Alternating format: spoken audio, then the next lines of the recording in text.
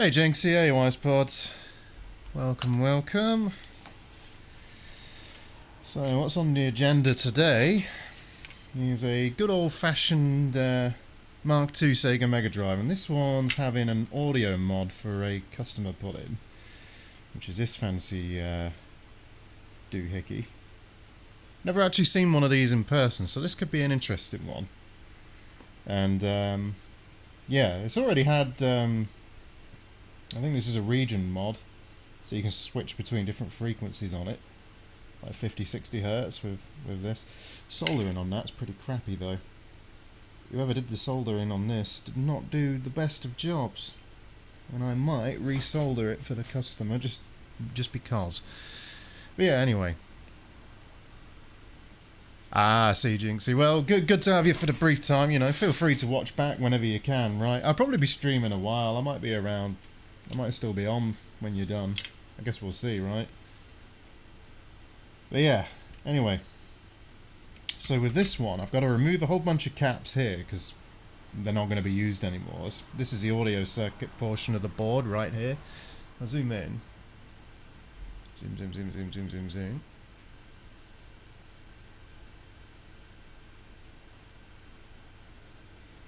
Yeah, this is the audio part of the board here, so this could be fun. I've got to take all these off. I've got to take all but this one here.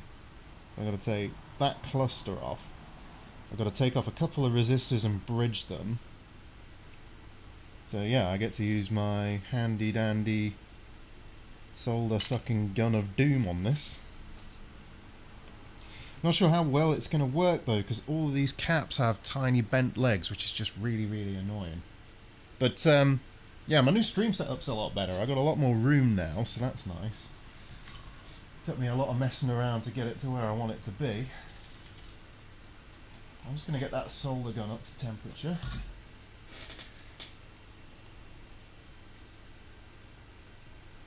Oh, that's interesting. These look like carbon traces on this. Yeah. The more you know. Evening, Lee. Welcome to the stream. Welcome, welcome, welcome. I'm just playing the waiting game right now. I'm waiting on the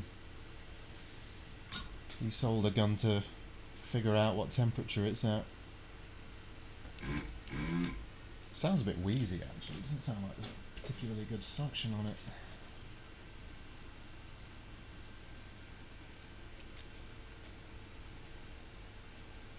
It feels a bit blocked. I hate cleaning these. Oh yeah, that is a bit blocked. That is why it feels a bit blocked.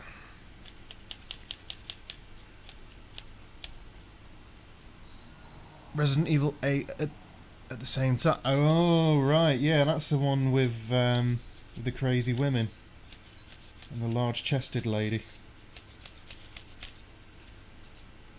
Oh, there we go. I got whatever blob was blocking this out. That's good.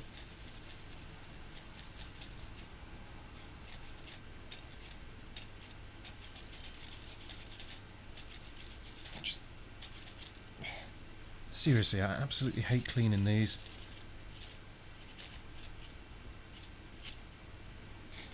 There we go. Oh, that's a lot of carbon. This one was brand new, this plunger, and already it's filthy. Oh, that sounds way better though. Let's give it another go. Ow, that's hot.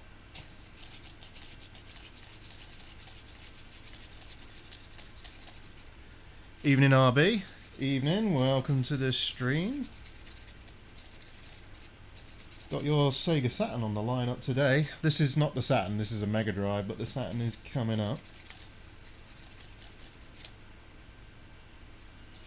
Right, anyway, let's pop that out of the way.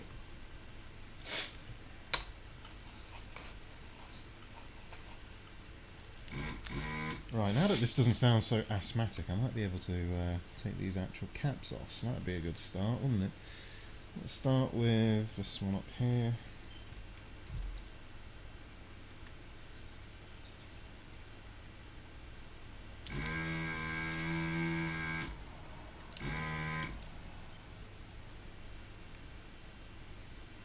Okay.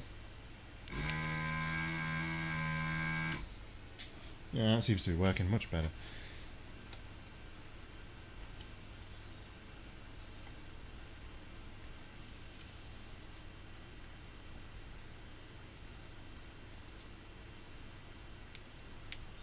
Tell you what, removing caps is always a bugger.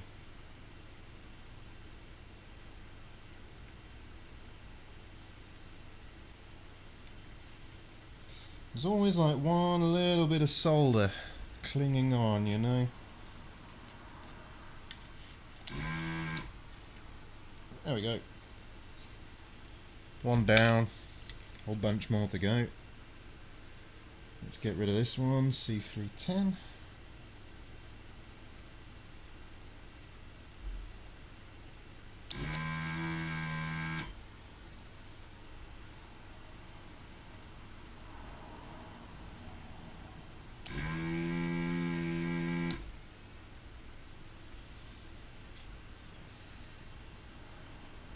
That's one leg free.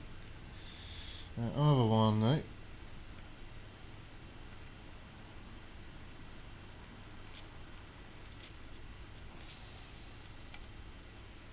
Yeah.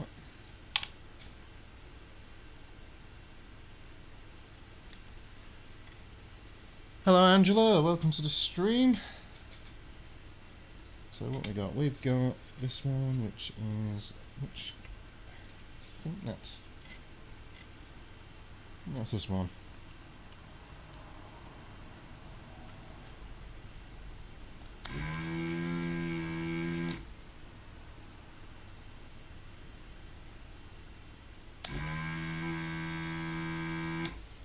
Yeehaw! Hey RW, welcome. You might recognise this.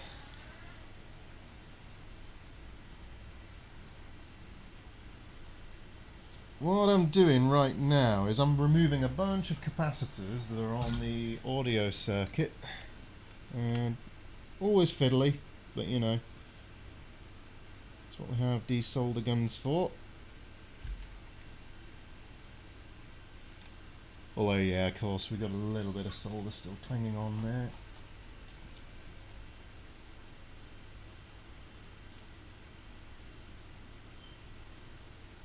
As is the tradition.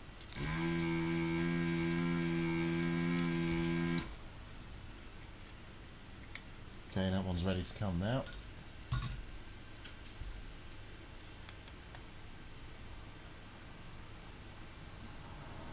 Yeah, Lee, this is a 50-60 Hz region switch. It's not actually installed all that well. I'm probably going to clean it up just because, you know, it's kind of like, I'm not sure how well it shows, but like big blob of solder there.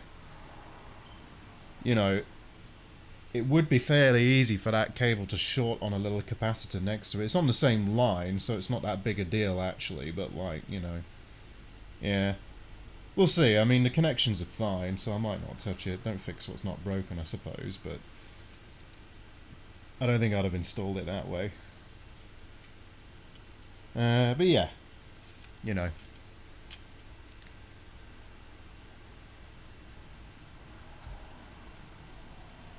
That switchless mod's kind of cool, actually. Although, I guess it's not technically switchless, because you are pressing the reset button.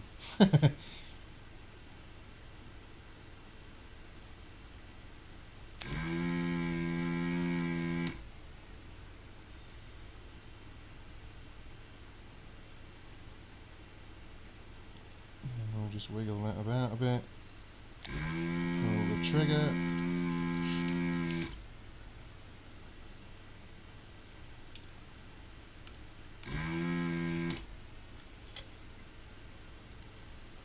Ah, come on, you blighter. There we go.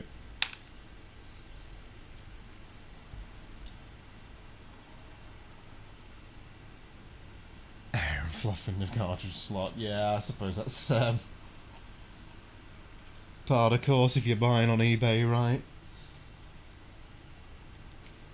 Should check the chat.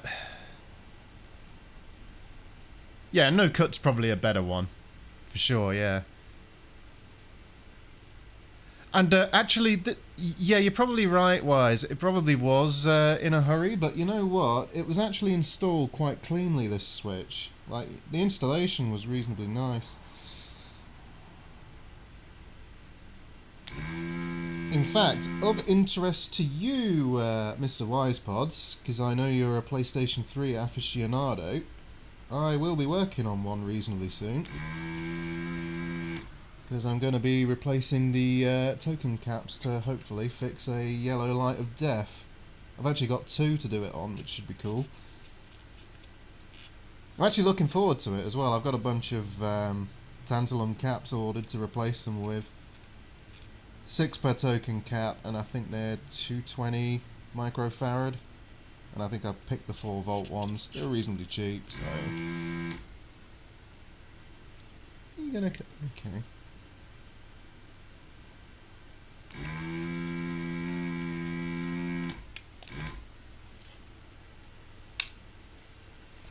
Right. Let me just make sure that this thing's clear.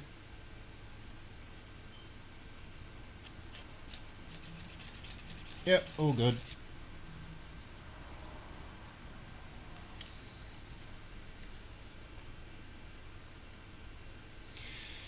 Through-hole caps, they're actually harder to work with than surface mount. Surface mount, you just blast them with hot air and off they come, you know, a pair of tweezers and happy days.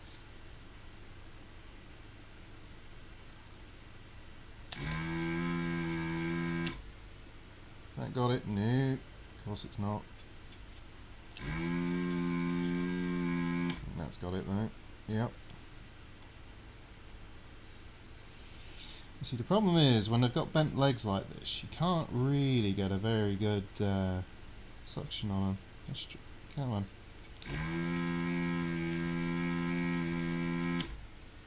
Ah, there we go. That's ready.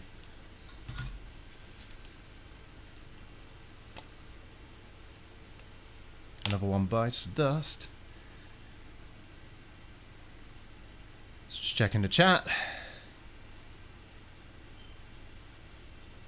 Did get the Mega Drive 2 with a 32X that I bought for a price that I thought was good for the 32X alone, especially as that had the PAL NTSC switch done too.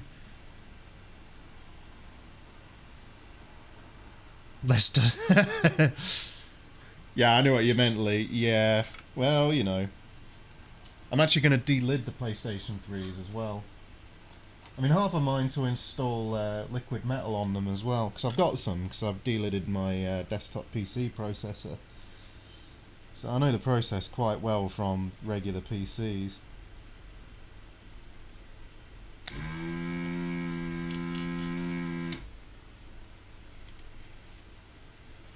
Is that... No, that's not done it.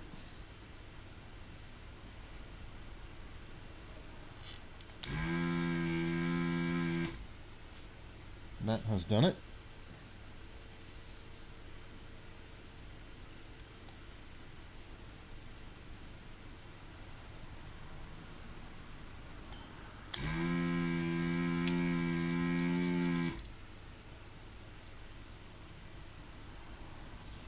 Okay.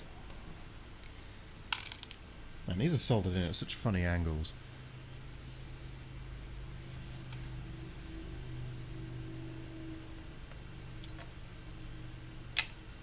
Hey, just one sec. I'm just going to double check that I need to remove this cap as well. I think I do.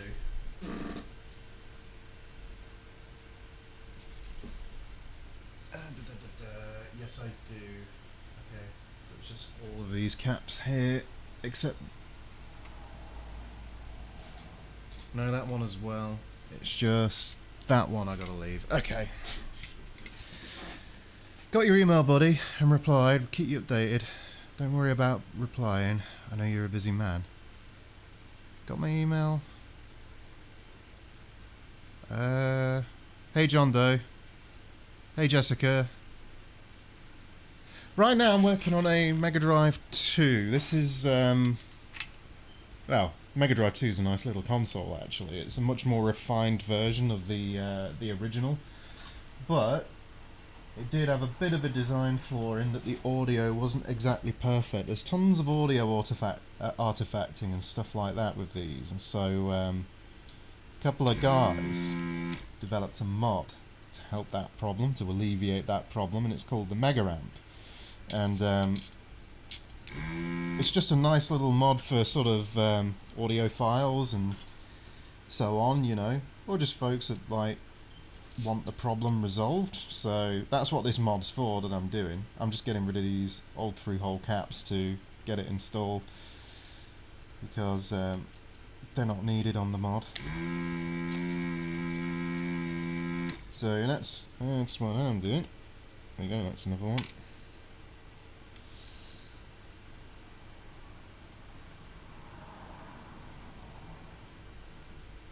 Turns out all this time, the only thing wrong with this desolder gun was there was some nasty gunk stuck in it, and now it's not so bad. Come on. I'll check the chat again in a minute, guys and gals. I'm just, you know. Oh, come on! Don't do that to me. There we go.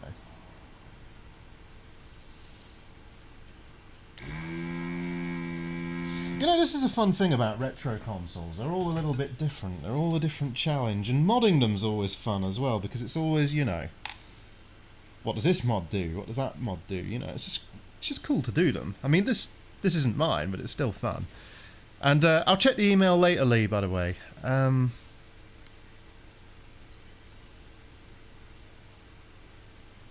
Yeah, it's a VA1. Definitely a VA1. I'll show you that actually. It's right there. So Mega Drive, well, Mega Drive 2, VA1 PAL. And yeah, multitasking. I'm terrible at it too. No need to apologise.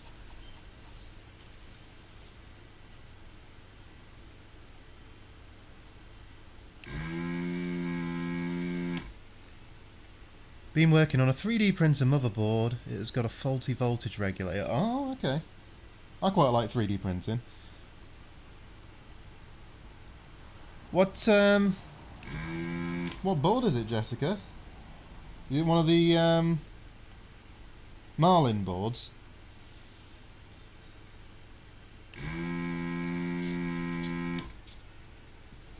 That's ready to come as well. That's good news. Out you can. Easy does it. There we go. What's my one? Is it a 4? Do you know, I didn't actually check thinking about it. I didn't think to check the actual revision of the board. Sorry, RW. I didn't actually look. All I did was took it apart on my lunch break, and I looked at that power port, and you were right. Your suspicion was right. There were a bunch of cold solder joints, and there was a bit of corrosion on there. So I just so all I did was took all the old solder off and just applied some fresh stuff. Cleaned it up with some IPA as well, because, you know, why not? And yeah, that was it. Seems fine now, anyway. I was playing Gunstar Heroes and Alien 3 on it a bit, just to give it a, you know, just to make sure it was working. Yeah, it was fine. It was relatively painless. God, this one's stuck. I am pulling the right cap, right? Where am I? Wait, am I? Or is it this one? I think I'm pulling the wrong cap. Yeah, I'm pulling the wrong cap. That's why it won't come. Okay.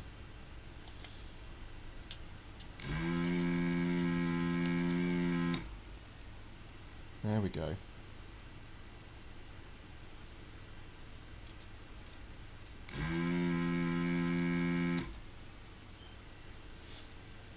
Yeah, I find the trick with these through-hole caps is you apply heat and wriggle them a little bit after you've desoldered them. Just keep wriggling and pull off of the heat, but keep wriggling, and it'll stop them bonding by like whatever tiny bits of solder are left in there. Marlin BTT OOT Big Tree Tech. Well, I'm not familiar with that particular printer, but I'm sort of semi-familiar with the 2560 boards, and yeah, 3D printers are really cool. Whenever I have mine on, I end up staring at it. In fact, it's printing right now. It's in the other room. It's printing one of those Vaser adapters. I'm actually really pleased that people have contacted me about those. For the microscope mount. I've actually got my microscope mounted with one of those right now. And you'll be seeing footage from that as well when I get to soldering. Okay, I think that's all the caps off. I think that's all the caps we need off, so we need to get rid of that resistor and make a bridge.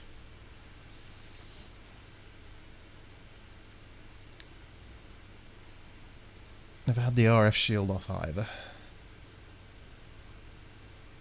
Yeah, I did mess around with the jack. It did turn off once, so I'm not sure that it's fully fixed like that. I've got to put it through its paces. But it's not that sensitive, you know, I can wriggle it around. It's only if I'd like move it extremely, like if it goes off. I'll do a video for you later, RW, and show you what it's like. You'll be able to judge whether it's better yourself, because I don't know, because I foolishly just went ahead and like resoldered it. Should have checked it, really. Kind of my bad, that. Right, I think there was another cap to remove as well. Yeah, up here. I think I need to remove this cap right here.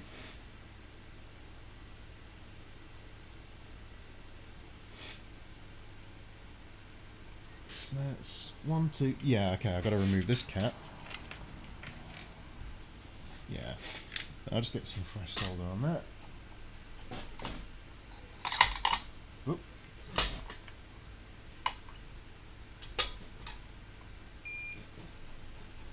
With my massive solder tip I've still got here. Right, let's just double check. That was that one there. Triple check. Don't want to get the wrong one. Yep.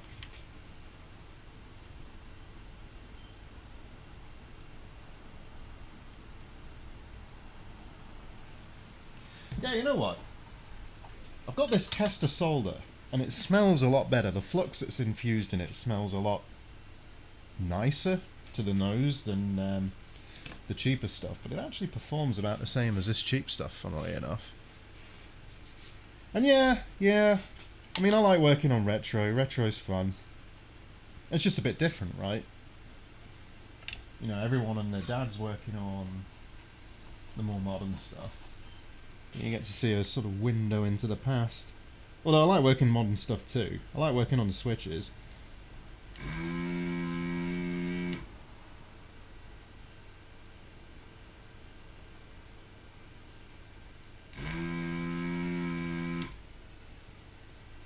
Yep. That leg doesn't want to give up. Come on. Come on.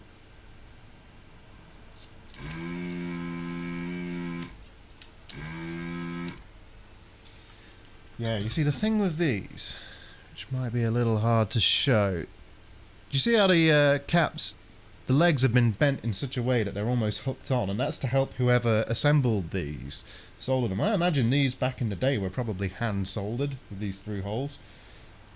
I could be wrong, mind you, but bending the legs obviously holds the capacitor in place before soldering, so yeah.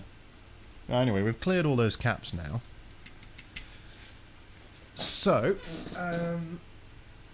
what have we got to do here? We've got to create a couple of solder bridges. So let's bring the scope over. Let me get to the scope. There we go. Right.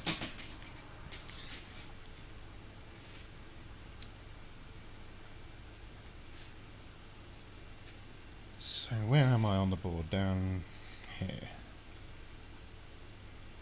You guys should have a much better field of view on this microscope camera now than on my previous streams. I've done a bit of upgrading. And the image quality should be significantly better, and it autofocuses, which is really cool. Right, watch this. How cool is that?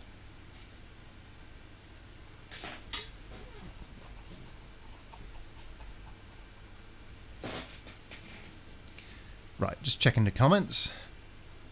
I really want to get an N64 again, but Ultra HDMI mods aren't exactly easy to come by. Yeah, true. However, Lee, what you want to get is an OSSC. You don't need the HDMI mods to get a good video out. The OSSC will do a reasonably good job too. I'll be showing what that looks like with this Mega Drive on this stream as well.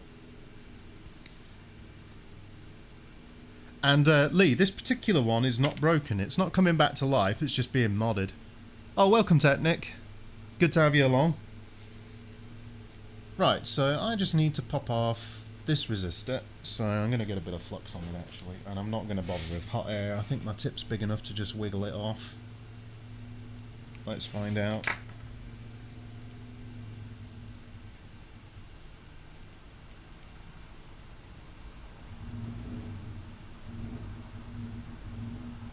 There we go.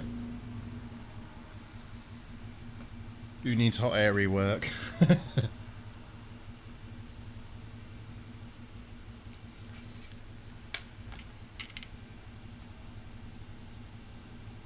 Tell you what, having an articulated arm is so much better. It is so much better. There we go. So now the install instructions are telling me to create a solder bridge.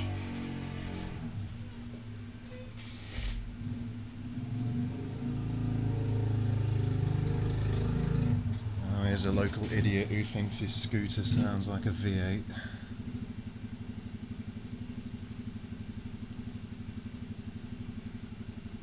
You know, I'm not sure I can solder bridge that. That's quite a long gap, isn't it? Let's try anyway. Doesn't help that this flux is actually working really well. Okay, I'm going to bridge that with a bit of wire then.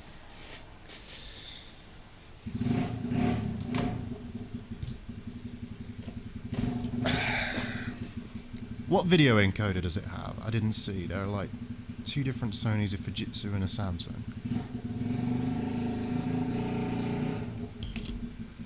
Just turn your fucking mic off, you idiot. Excuse me. Oh my god, what a moron. What an absolute tard. Alright, anyway. Where is my scraping knife? There it is. Hey, right, I'm back. Sorry. I had to wheel across my room for this.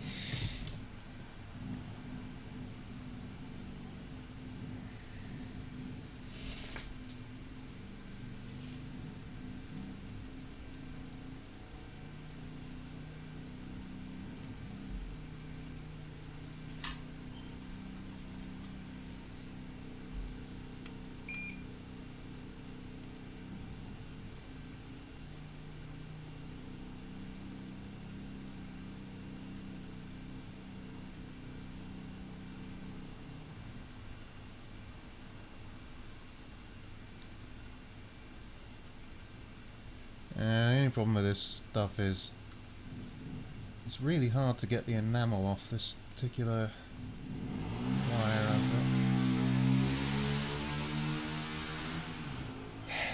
got. Idiot. You hear that, folks? You hear that? This is what happens when I don't have noise cancelling on.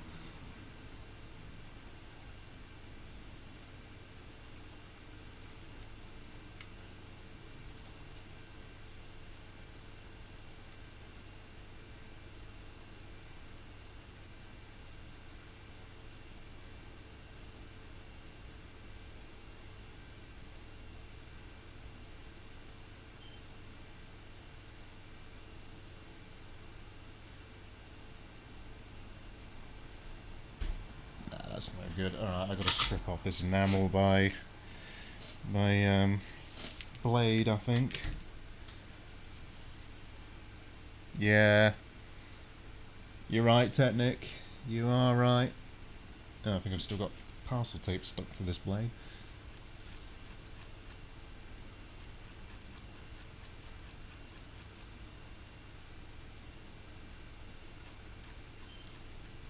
You know, considering I've got my iron set to 380C, I think it was at, you'd think this stuff would just melt right off, right? But it really doesn't want to.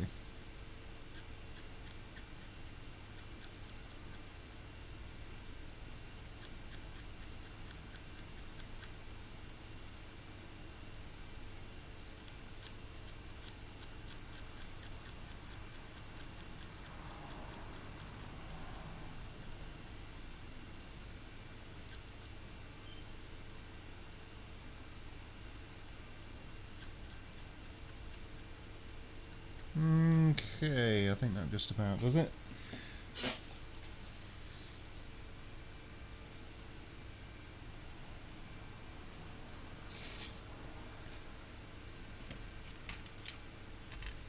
Right, let's get it soldered in now.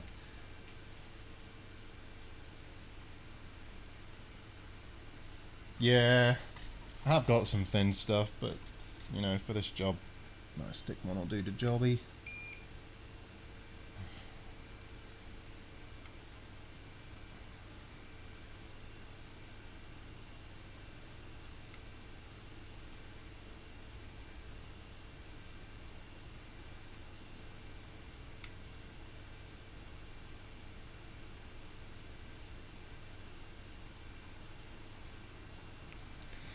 Okay.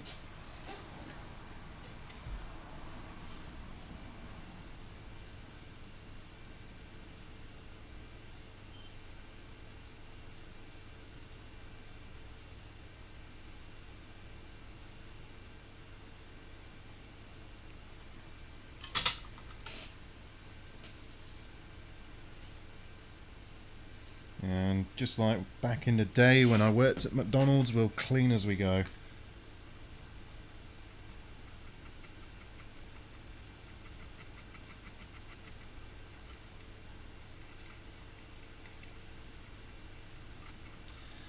This solder is mildly activated flux. It's probably a good idea to remove it because it's not no clean.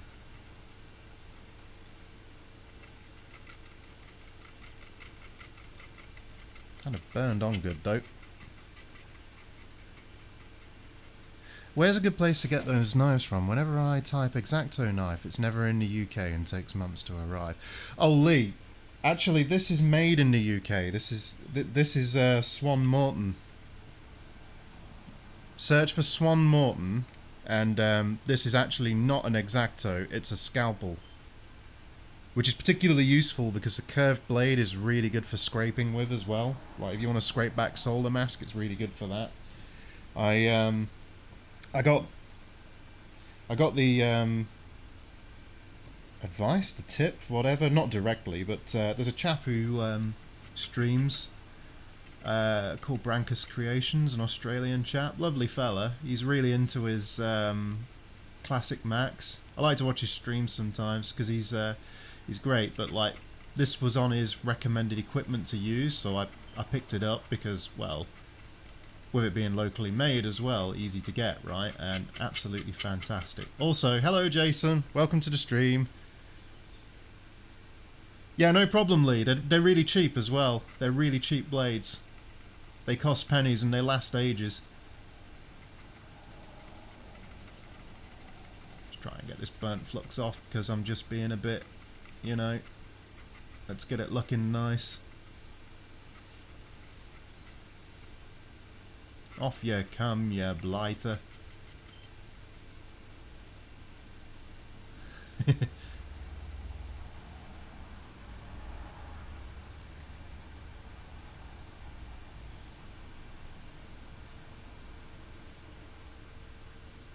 Right, let's take a proper look at the chat. Oh, you wanted to know the video encoder, didn't you, RW? I'll take a look, actually. Oh, it's one of his old ones, Lee. It's one of his really old ones. It might have even been on one of the random streams he did. I can't really remember now. Hold on a minute, has that... Let me get that in focus. That looks like it's been cut, doesn't it? What has happened there? Look at that.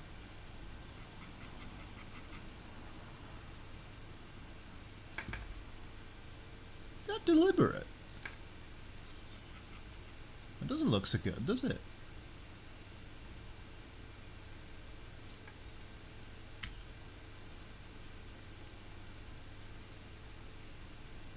I wonder if this is... Oh, I wonder if it's part of the mod. Maybe that was part of the mod. Strange. Looks like a ground. Huh. Okay. You know, if it ain't broke, don't fix it, as they say, right?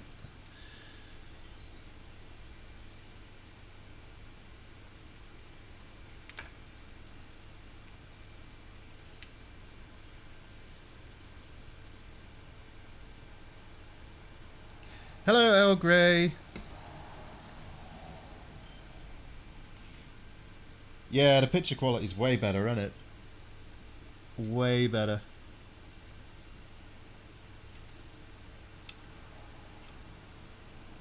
There we go.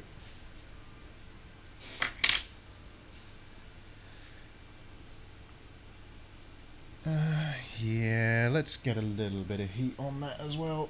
That's not some bad advice right there. Melt the flux.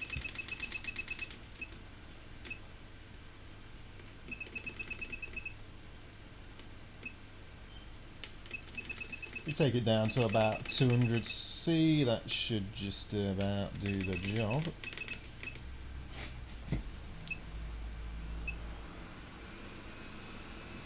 Maybe.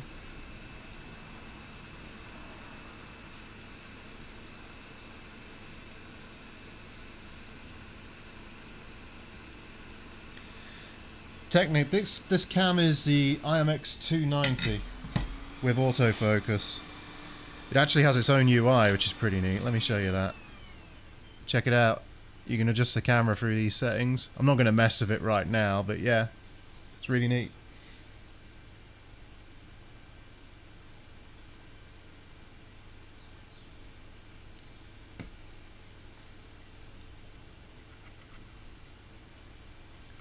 It's particularly nice because I can just kind of not worry about focusing it.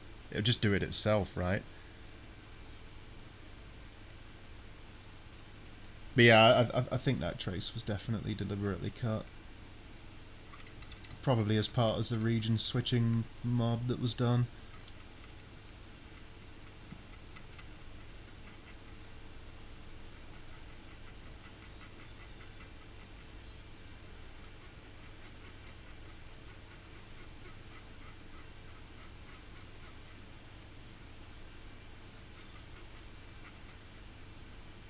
I'm getting a little bit hung up on getting the burnt flux off, but hey, whatever. Right, good enough.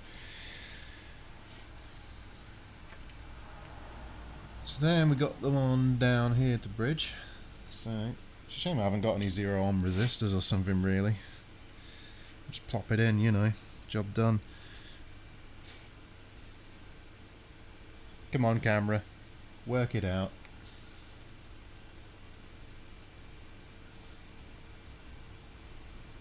This is a downside to the autofocus. It will work it out in a second. Ah, where's my mic on? There we go. Yeah, I'm struggling here. Okay, let me manually adjust that.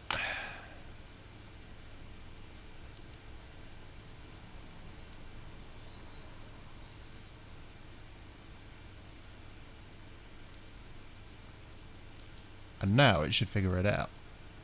There we go. How you connected it? HDMI? Yeah, HDMI. Just straight HDMI. It's the only real option for it.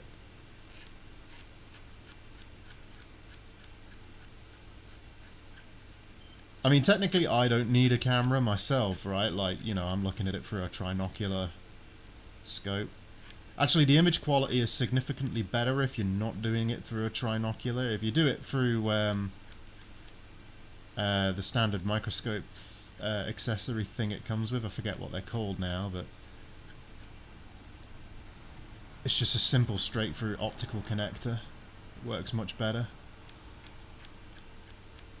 You get a bit of image quality degradation on these cameras on these trinocular setups because what they do internally inside the microscope is there's a little prism, and that prism acts as a beam splitter from one of the eyepieces. So one of the eyepieces has a split beam, and that beam is split between the eyepiece and between the camera, which obviously, as you can imagine, does have a small effect on the image quality because the camera sensor gets less light. You see, the key to camera quality often is a combination of camera sensor, light quality, and optics. You know, megapixels alone are, you know, that's not the way to go if you want good image quality.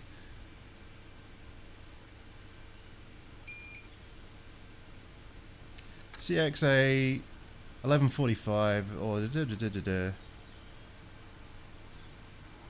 I'll tell you what, I will let you know. I'll have a look in a minute.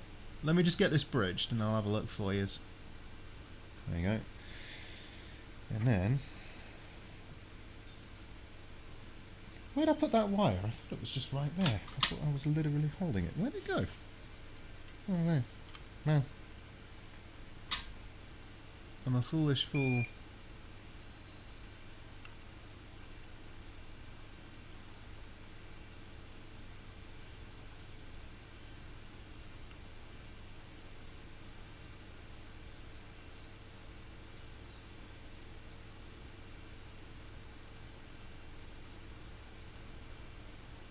There we go.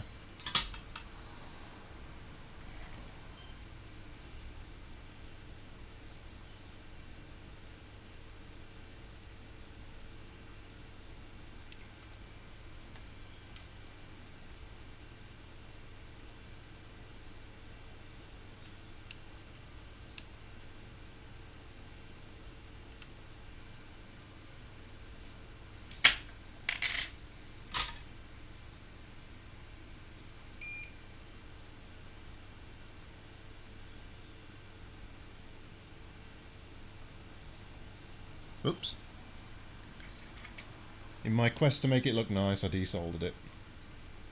It's not even like it can be seen inside, but eh.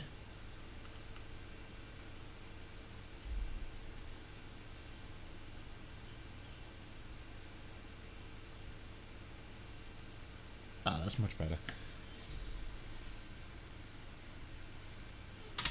Right. IPA and a cotton swab.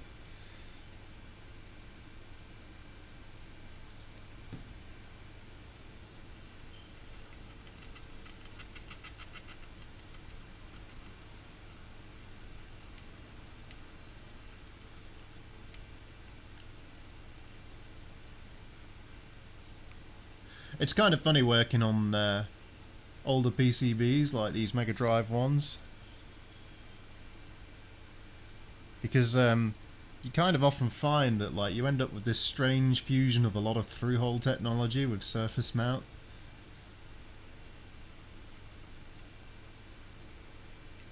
Oh, let's get rid of that menu. There we go. Okay, so video chip. Video chip. Let's have a look. What looks like it could be a video chip? Maybe this one? What we got here? This is a Motorola 2B89N. That thing?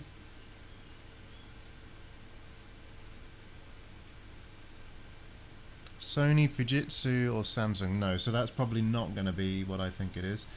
Toshiba? No. Okay. What we got? That looks like memory. One of these is going to be video encoding, isn't it? Do we have anything on the other side of the board? No.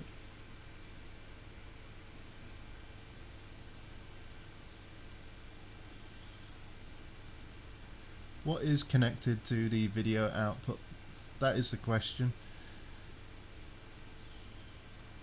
Can't tell. I think the traces are on the other side of the board for that.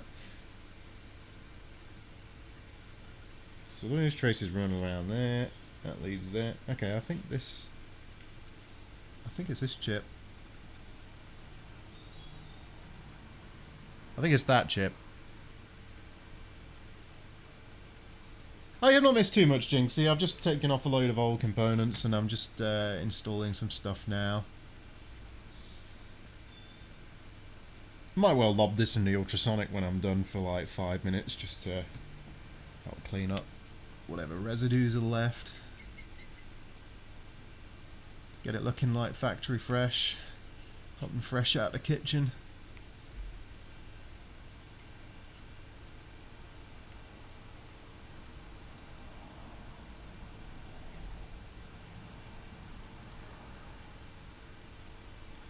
There we are.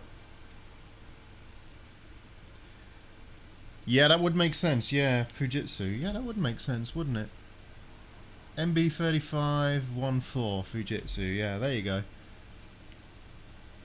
Alright, let's look at these instructions then. So, I've bridged those. So now we've got 1, 2, 3, 4, 5, 6, 7, 8, 9 wires. 10 wires. 10 wires. Okay. So what we got to do is install this bad boy.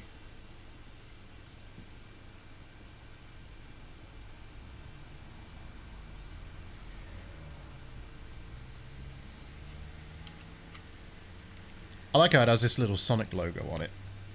Hey Richie, welcome to the stream. Okay, let's get some insulating tape on this, shall we?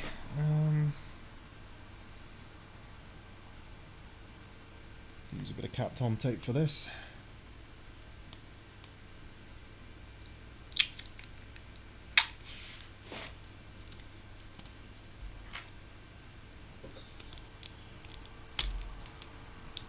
There we go.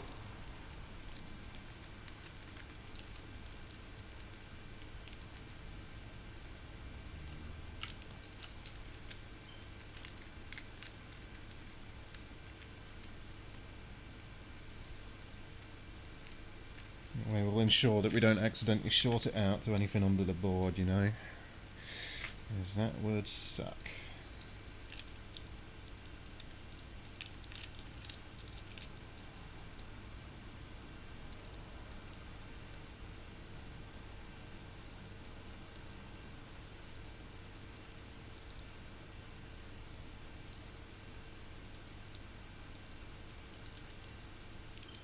I think my blade's a bit blunt. Let's get that sorted real quick, because I've got tons of those.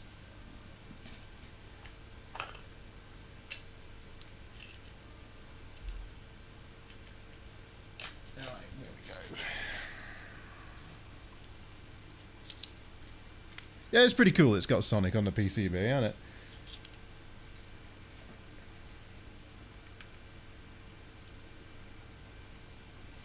Right, I've got to be careful doing this because it is a scalpel blade. Where's my pliers?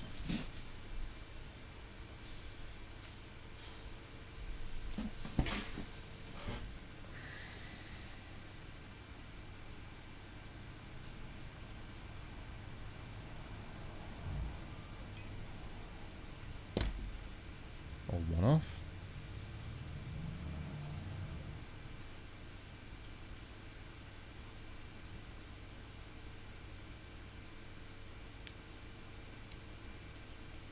Right, there we go.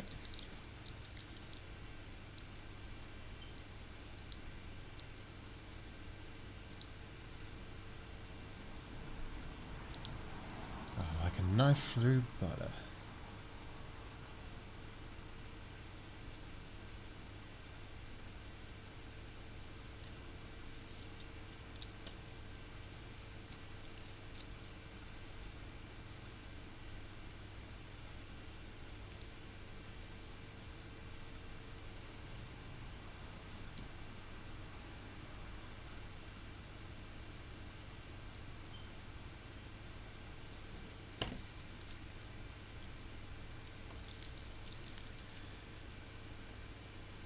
I have, in response to that, Jessica, the Atom ST862D, which is roughly equivalent to the quick station a lot of people get. It's kind of the other popular hot air station, right? And it's a good one.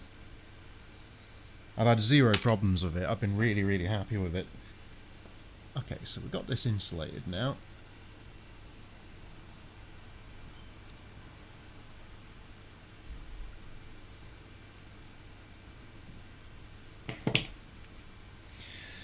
So I'm going to need this Kynar wire for our jumpers, our connections. Hey Stesticks, welcome.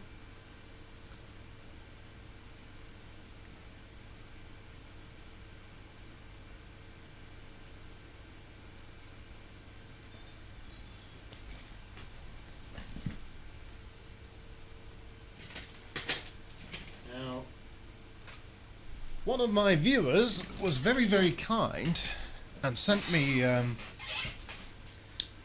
some wire strippers a little while ago, and these are absolutely brilliant. I love these. They really do the job well.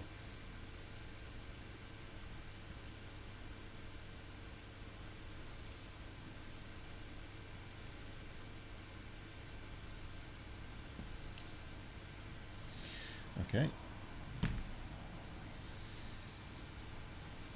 What we'll do is we'll just tin all these. We'll just tin all these. Actually, got to do it anyway. Captain Bodge.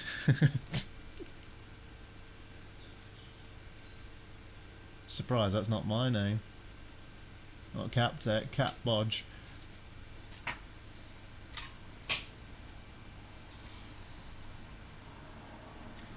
Right.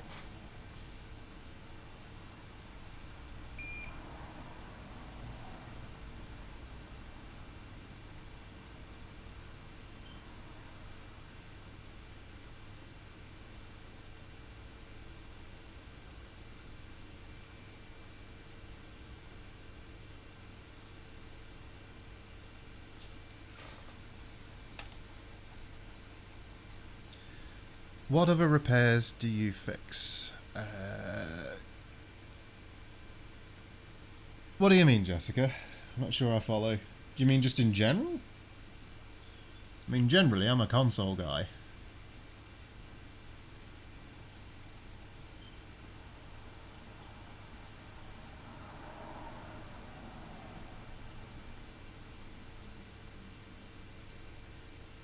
Oh, there we go.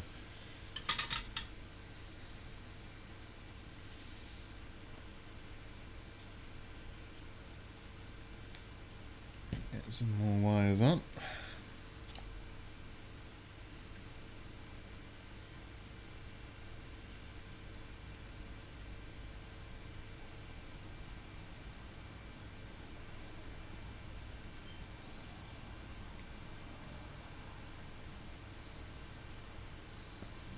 I really didn't want to strip that insulation off. Come on, here we go. Hey.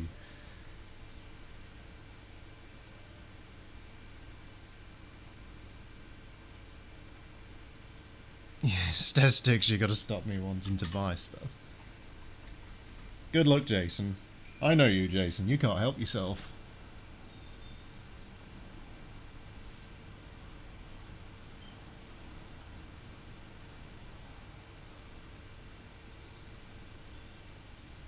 What Jason needs is some kind of like hardware sponsor that's just gonna send him like a warehouse load of like electronics gear. Be like heaven for Jason, I think. There we go. Let's trim that cable back a bit as well.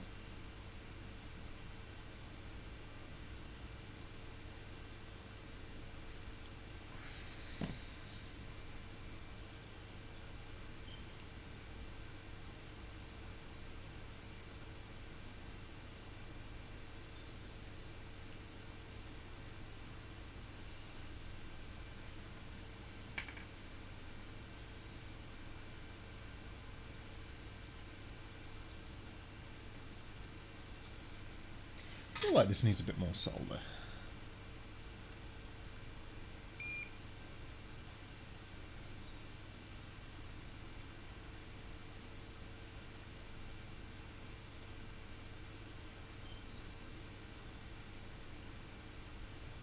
Yeah, that's much better. Okay.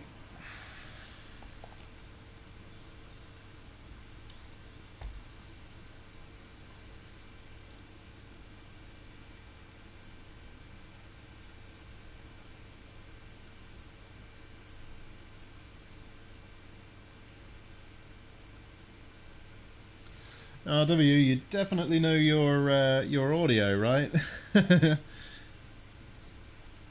Although I do know, actually, I think the Mega Drive was a really popular system even to this day, specifically for its synthesizer capabilities, right? Is that where your interest stems from, out of curiosity?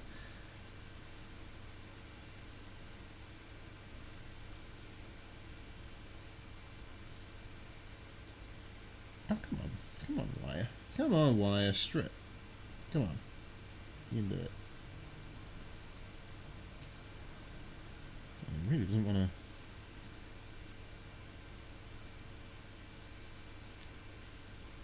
Let's try this other side.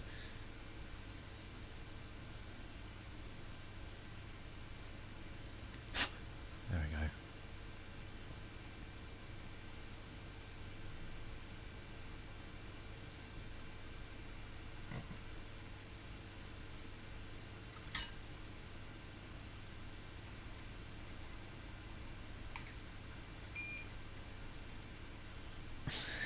My wife is mad at me for buying a pallet of broken stuff. Yeah, you know what, Jason? That definitely might work.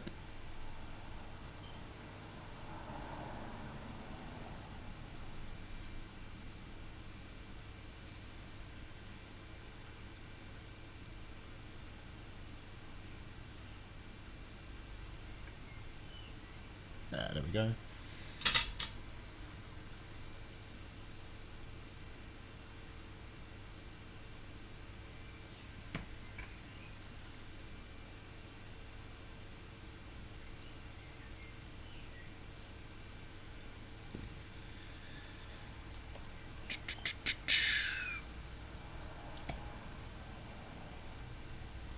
Kind of reminds me of modern Game Gears, this.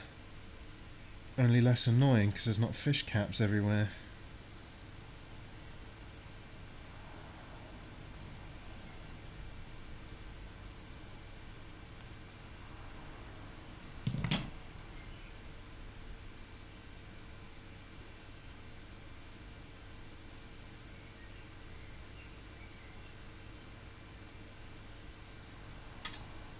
You know what? That'd be pretty cool, RW. That'd be really cool. Making your own synthesizer from a Mega Drive.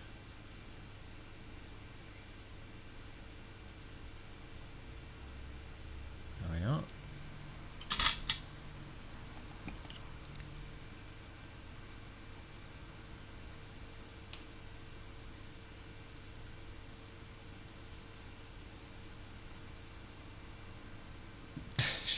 To divorce lawyer fund.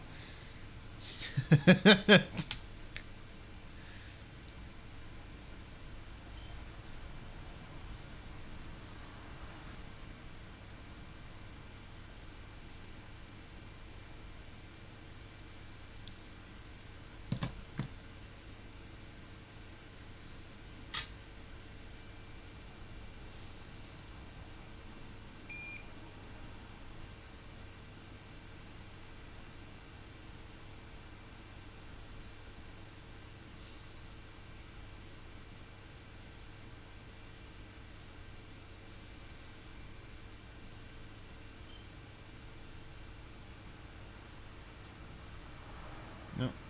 I knew you want to do that. Oh, get back on. Get back on. There we are. Go on. Get. There we are.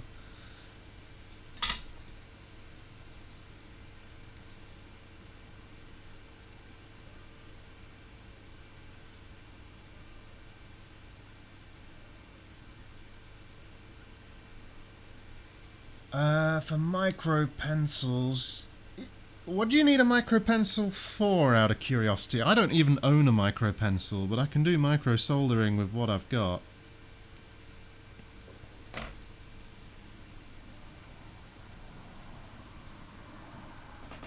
I mean, I think Jason's right. For like a proper micro pencil, the FX951 is a really good way to go. But if you're just after, you know, a decent soldering station with a usable handle and usable tips, you can probably get away with the T12, T15 style solder tips.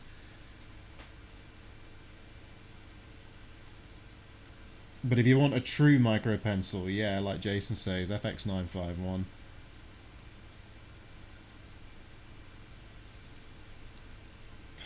This insulation really doesn't want to come off.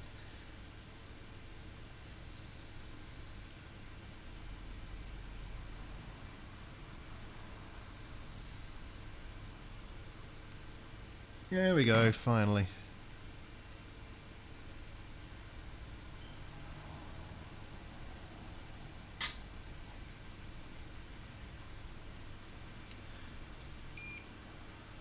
Yeah, that makes sense.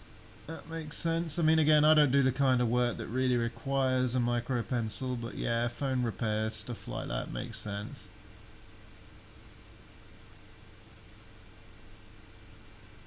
Oh, there we go.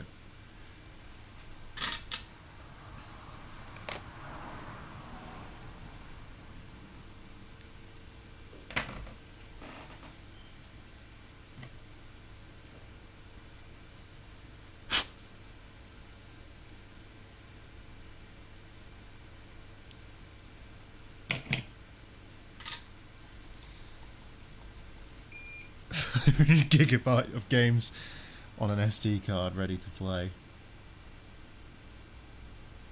499 gigabytes of those games are probably just like the same copy of the same game from different regions. I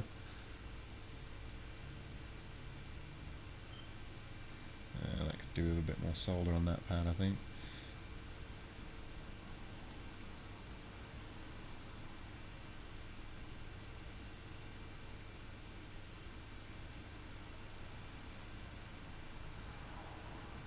There we go.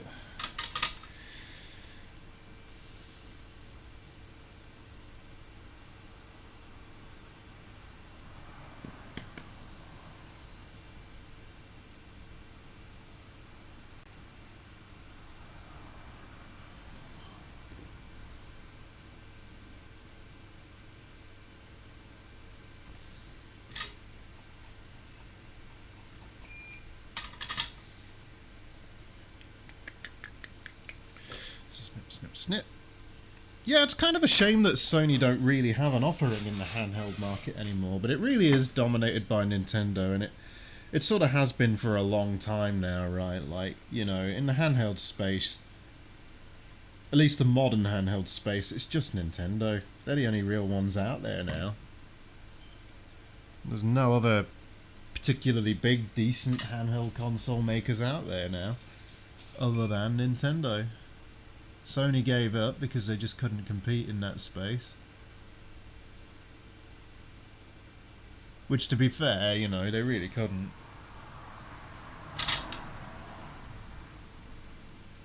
Give it a few more years and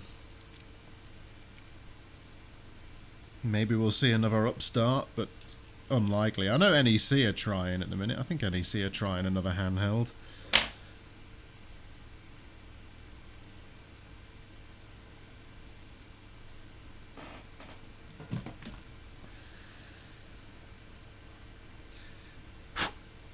I've got some advice for you, Jason, on how to sort your ROMs.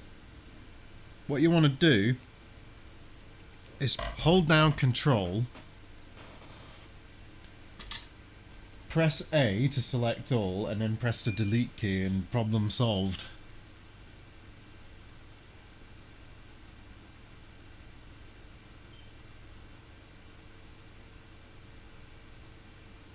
Cool.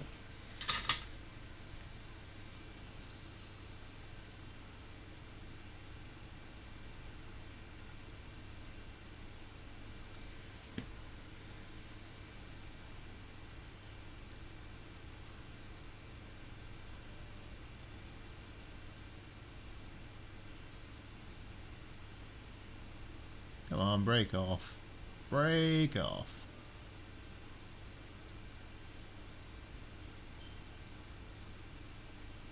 I think that got it. No, it didn't.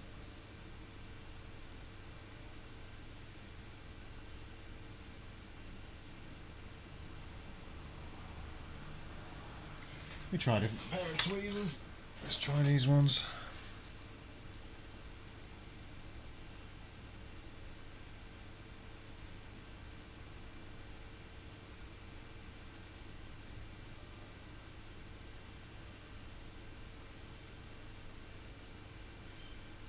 Yeah, that did it.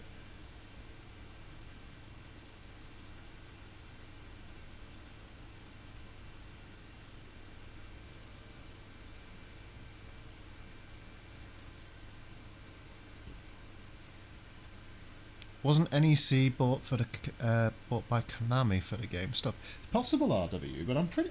Maybe it's not NEC. I know somebody's. Well, where did I do that? I know somebody's trying to build a new handheld, and I'm pretty sure it was NEC. Yeah, it was NEC because NEC are the company that keep making questionable. Wait, was it NEC? Actually, I'm not sure. Maybe it's not NEC. Oh, God, what was the name of the firm? There's a firm that they make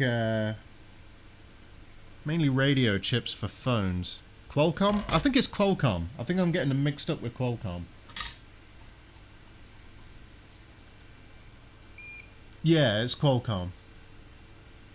I'm thinking of Qualcomm, not NEC.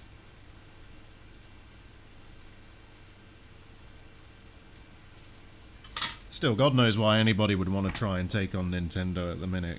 Again, in the handheld space, there's just, you know, no competition.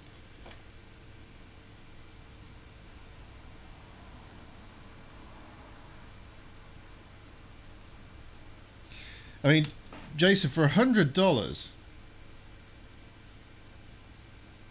all of those games you got, that's a lot of games. I'm like, yeah, I mean, getting like the entire catalogue of Vita games for $100, I can see why it would take you so long to sort out all those ROMs you've dumped.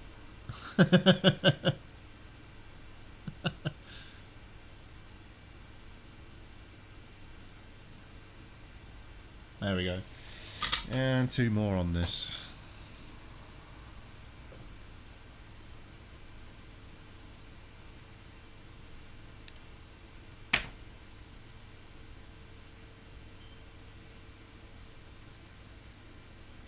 How is the quality on you guys' side, by the way? Like, is the stream video and the stream audio okay? I assume it is. Oop, there we go.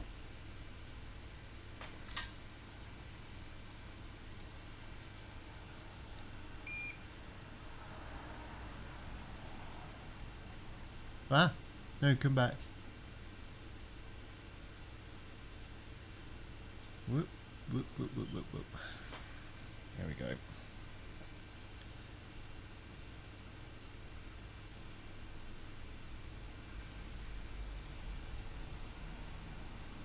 Yeah, actually, that's pretty good.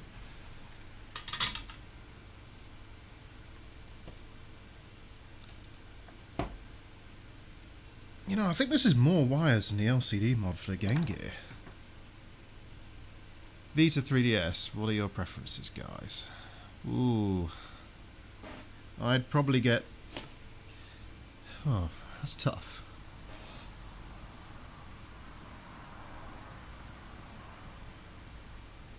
Guess it depends what you want to do with a console, right? If you want to run homebrew, probably the Vita.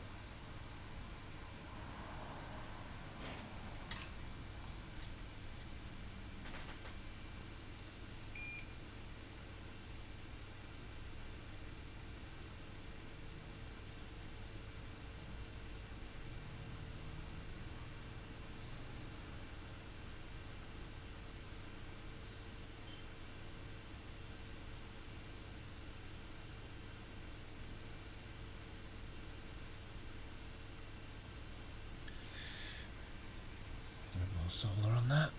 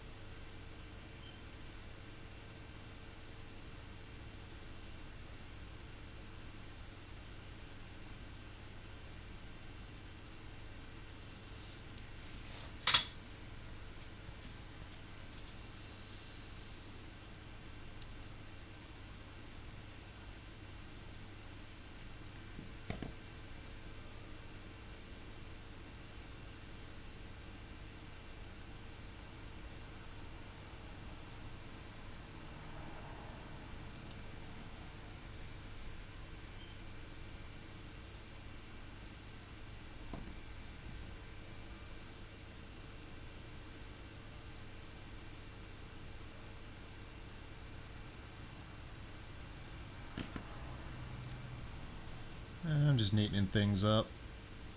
Strictly this part isn't necessary because nothing's shorted, but you know, I might as well make it look good.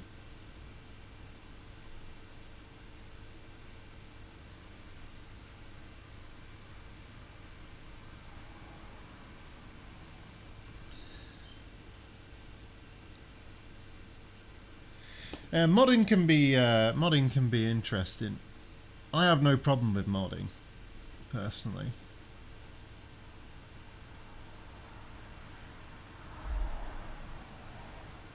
It's one of those things. I've got a video on my channel actually. It's about rebuilding Nintendo Switch firmware, and I get people like occasionally commenting on that video, like basically asking for a guide on how to do naughty things, you know, like basically pirate software, and you know, that's not something I actually like would support.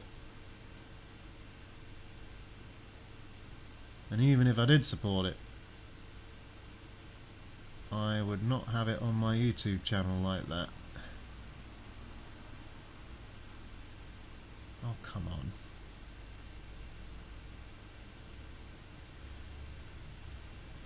Haha. Oh, let's get this cleaned up.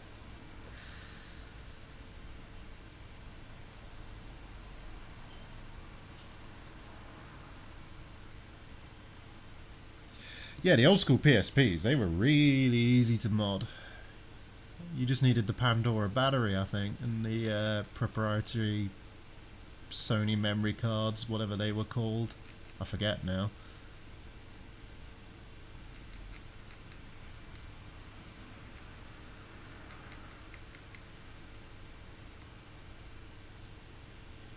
Yeah, I'm glad that video's helped you, Jason. I really am.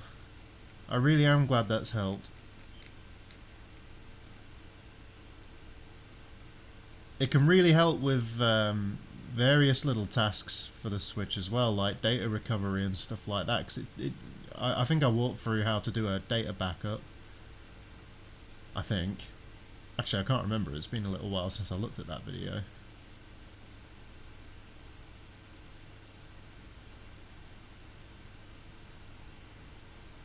Right, there we go.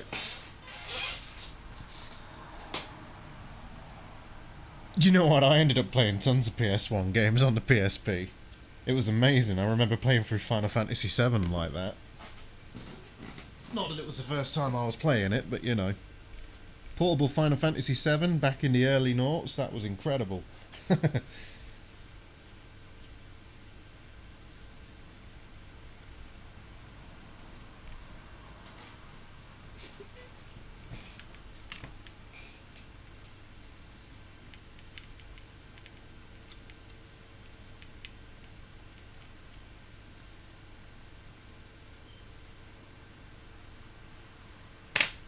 Oh, that makes sense.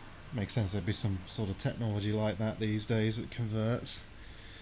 Alright, so now we got to put the spaghetti monster here and figure out exactly where to solder everything.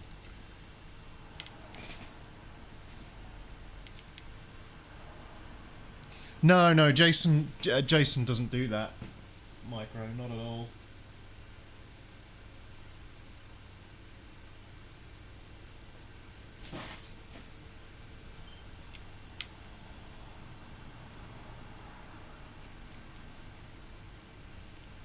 And by not at all, I mean, yeah, absolutely.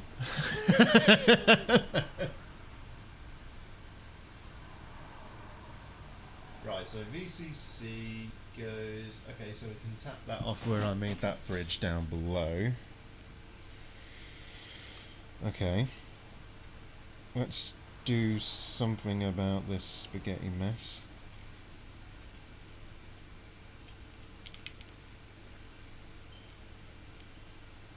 So I think I'm meant to tap VCC. Hang on a minute. Hang on a minute. I see that. Yeah, get out of there. Get. Come on, get off that cat. There we go. Look at that sneaky bugger. Just trying to sneak in there, weren't he?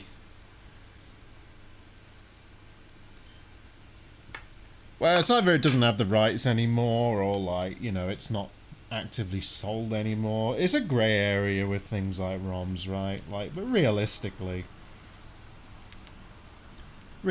speaking, you know, like, a lot of these games are basically abandonware now, and it's actually a shame that they are, but that's just the reality, right?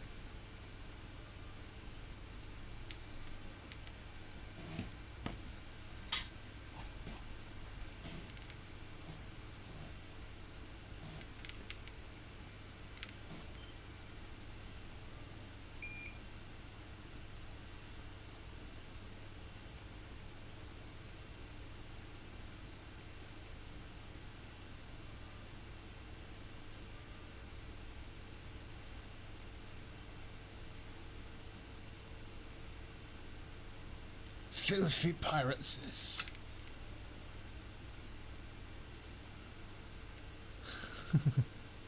Come on. Burn, baby, burn. There we go.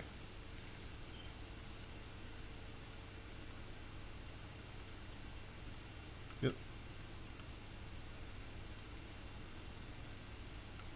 Yeah, that's as good a place as any to solder this to. It's not a very good solder joint yet, though.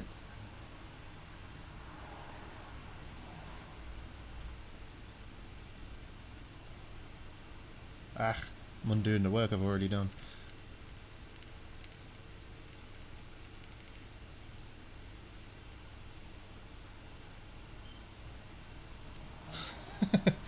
Come on.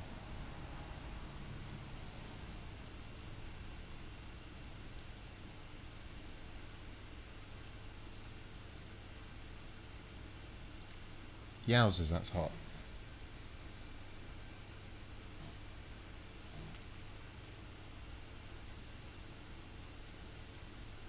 Come on. Yep, that'll do the job.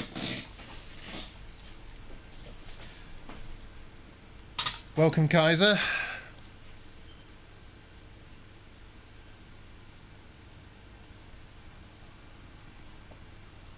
Okay, so we've got that installed. Ground. Where's a ground tapping point? Okay, I can tap ground anywhere, I suppose.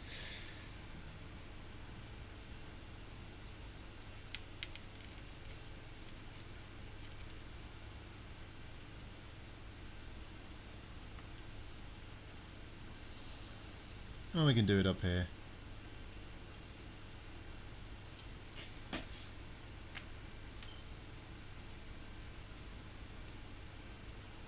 Because apparently this is ground.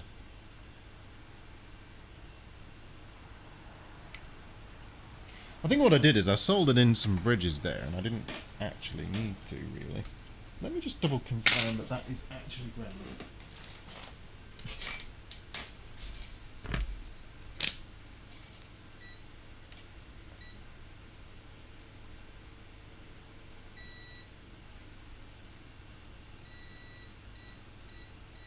Yep, that's definitely ground.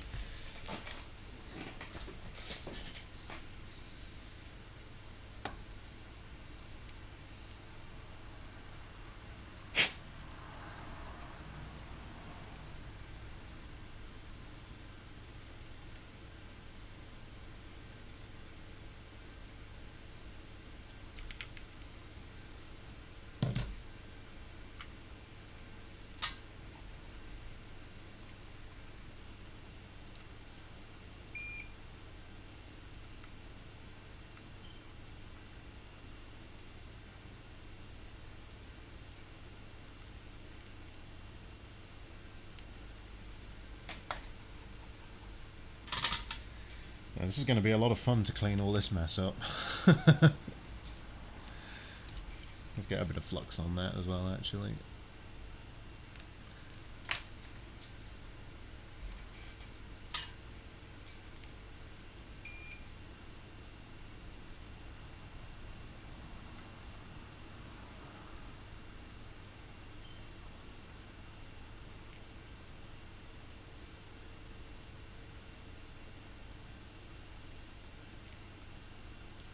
Beautiful.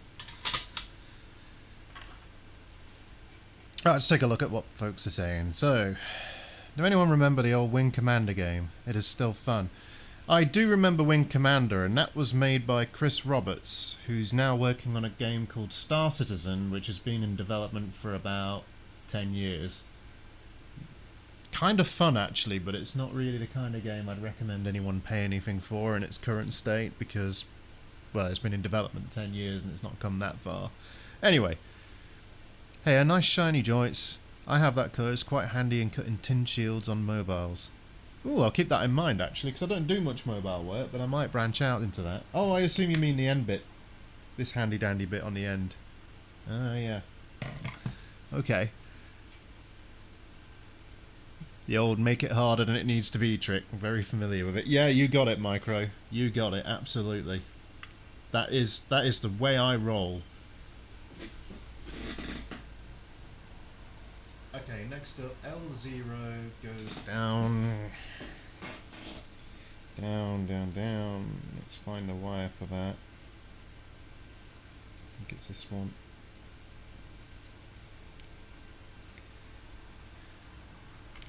So L0, supposedly, if I can maneuver this just right, goes to this C31. Yeah. On the bottom. Okay. So that goes here. So I guess what I'll do is I'll snip that.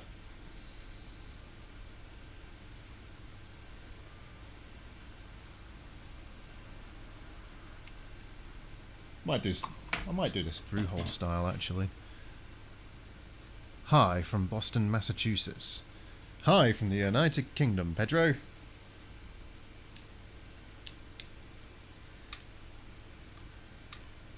Oh, Pedro, hi. Yeah, you know what? I just remembered who you are. Welcome. Welcome to the party. Right. So you'll have to excuse me and the crazy auto-focusing right now. I'm messing. There we go. Cool.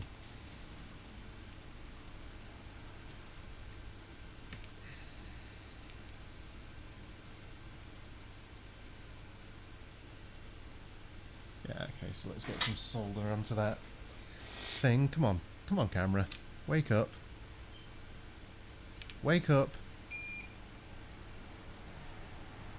Gosh darn it. 1 second, folks, I'm just sorting out the camera.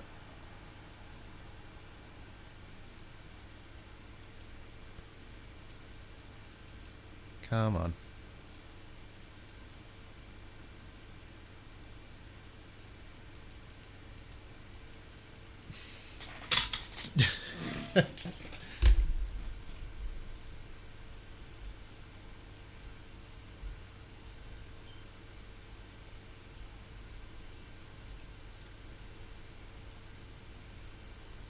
I'm just going to leave that manual focus like that for now. Let's get that out of the way. There we go. Right, that'll stop doing that for a little while. Hello, Sol. Welcome.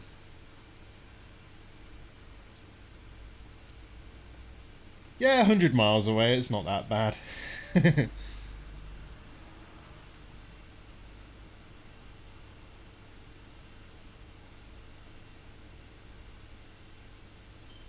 The other thing as well is I will demonstrate the end result as well, because I have a capture card and stuff next to me. You'll be able to judge straight away whether it's better or not.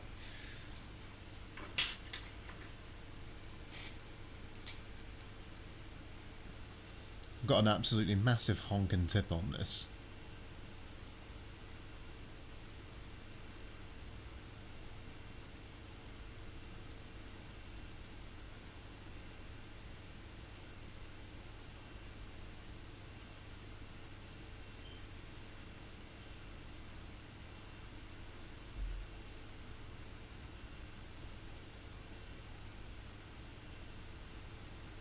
Yep, that's nice and solid.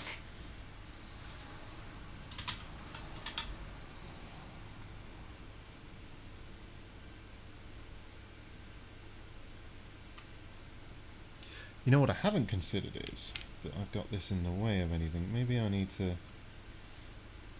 Yeah, that'll be okay. No, that's fine. Right. Next up. I'm doing the YL line.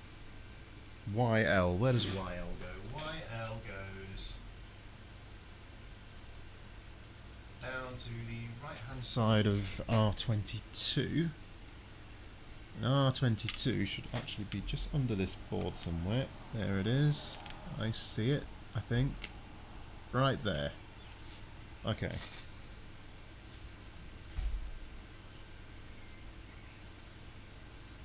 So R22 goes here.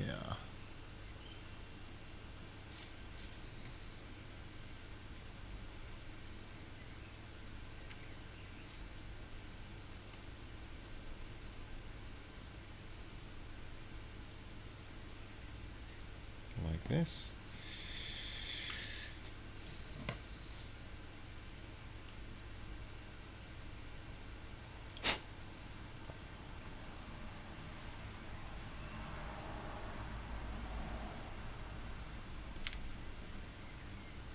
That's good enough. Get a bit of flux on that. I think I'll just use what solder's already there. No, I won't. I'll add extra. That's not enough on that, actually.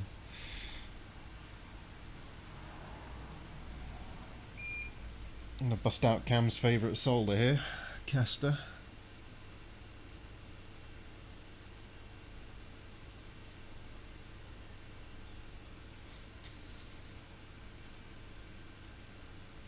Let's manoeuvre in.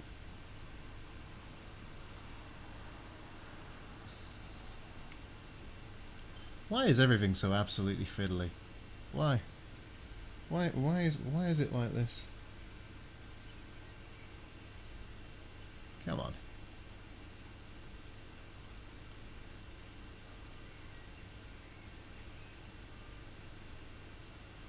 Great. That should do the trick.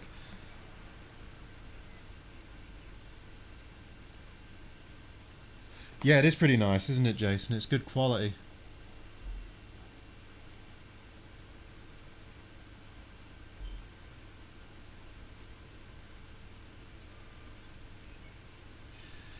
Not actual headphones, but I EQ the harshness when necessary, and I have triple flange tips on them, so the bass extends to around 35 Hz. Oh, W, you know your stuff about audio. You really do. Like, I don't have the first clue. I'm the kind of guy who like picks up cheap like Amazon earphones and stuff. But yeah, hopefully YouTube doesn't lose the audio quality to compression, because it might. It might be one of those that you just need to hear it in person, you know. Okay. Next one, CL. Where does CL go? Okay. Left hand of capacitor 8, which is there. Okay. So it goes right there.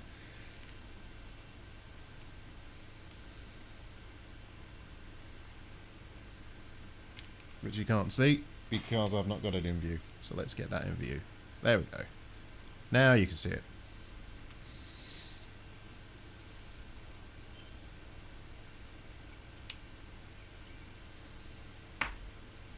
And I got some snippety snips here, some wire strips.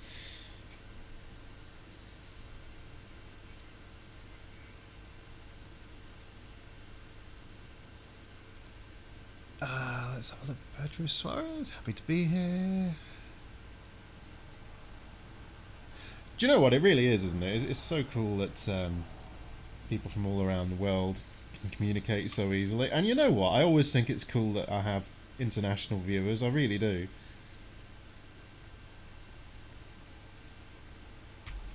Honestly, it kind of amazes me that people would tune in to watch a clown like me, but there you go. And I say tune in, like, it's an old school term. We don't tune in anymore. We're beyond that now. But you know what I mean.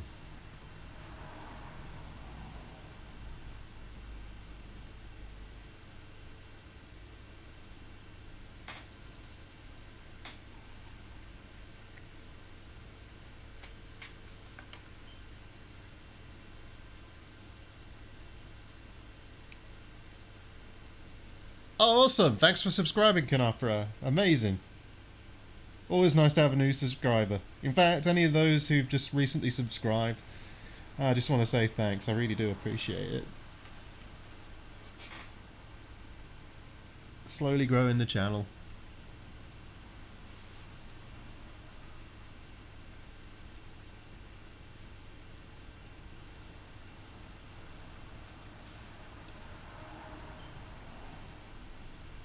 Okay, that's a decent enough joint.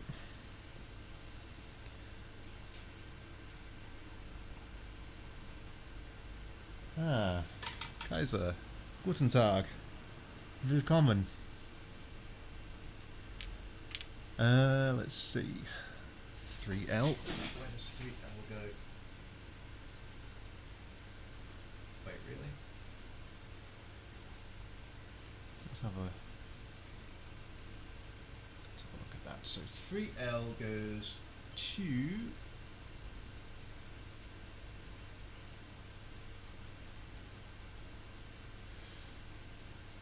Watching from Italy. Oh, cool! See, that's just so cool. It really is. It's just cool. I've always wanted to go to Italy as well. Will do one day. It'd be really cool way to go with my fiancée and do a bit of a foodie tour, because I do love my Italian food. And where better to go than Italy for Italian food, you know?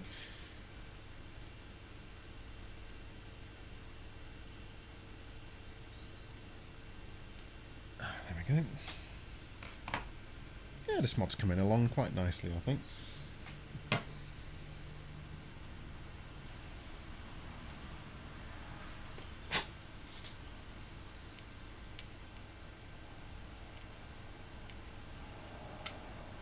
Although, you know, having to get this close to the thing to do the thing with the dooblargans and the doohickeys and the... why? I'm struggling to get this insulation off. Did I just snip it? Oh, come on. Come on.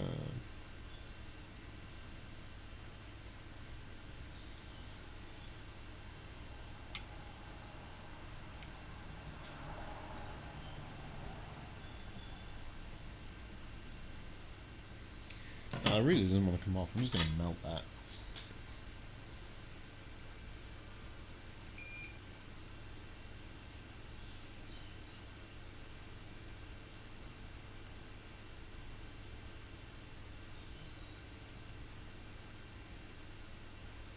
And off you go. Melt away. Melt away. There we go.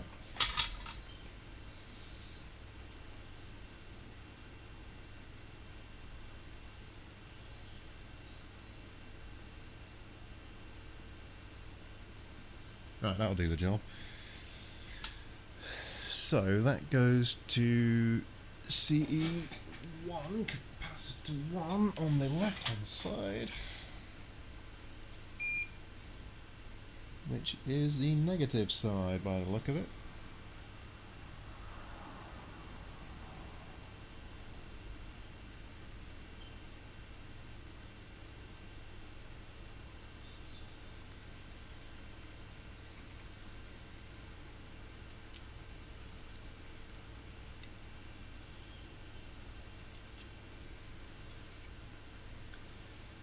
Sardinia, we have beautiful beach, awesome food, and an incredible natural landscape.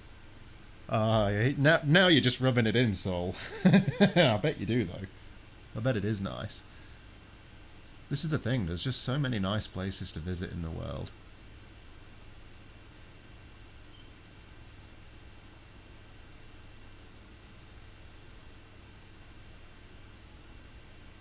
Come on, you can do it.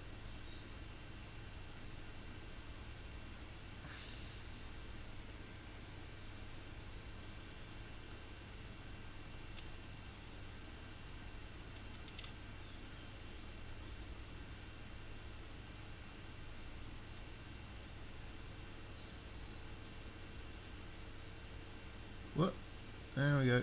Wait, has that done it? Has that done it? I think that's done it.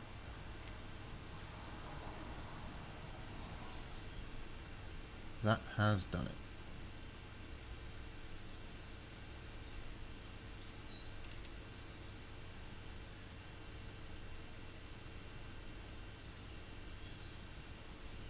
Fused a bit of the insulation together there. Just double check that I've not shorted anything there, just to be sure, 'cause I don't want to damage anything.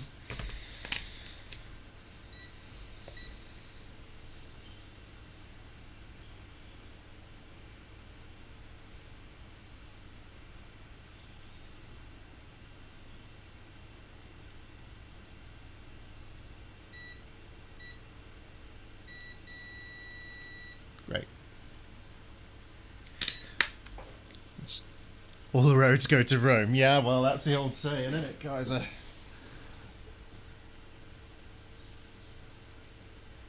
I'm a landlubber, figured that out on my one and only deep sea fishing trip. Beaches remind me of Portugal. Yeah, I do quite like Portugal. I sometimes get... Well, I haven't been in a while now for obvious reasons, but like I used to go because of work to Portugal, because the company I work for has offices out there. And yeah, it's a lovely place. Okay, what's the next wire actually? The next one would be P5G. Where does P5G go? P5G goes up near the remaining capacitor, which puts it where the board is. So I'll just move that up. This wire is P5G. And P5G goes to the... Where does it go? Where does it go?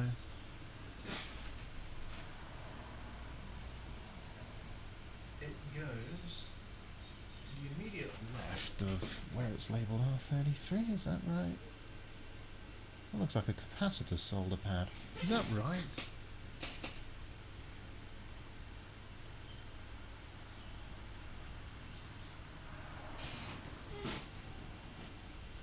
R21, so it's...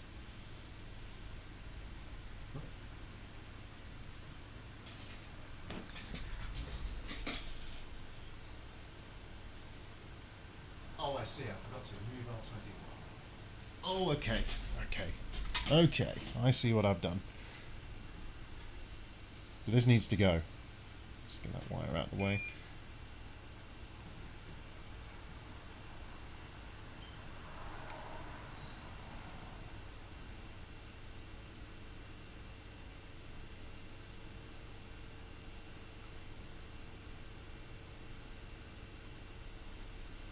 Melt.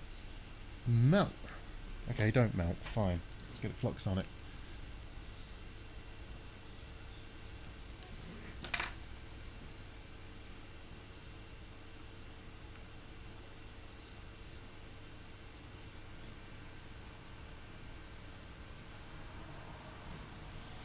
Alrighty, that's better.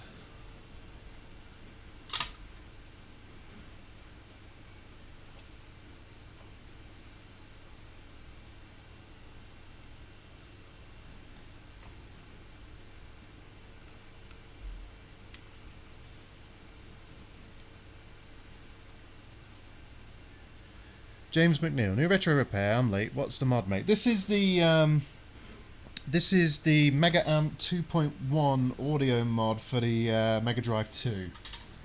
And if you actually really want to know the details on this one, best person to ask is RWL2012 in the chat, because this is a modification for him, and he seems to know his audio much better than me. I'm just a solder monkey at this point.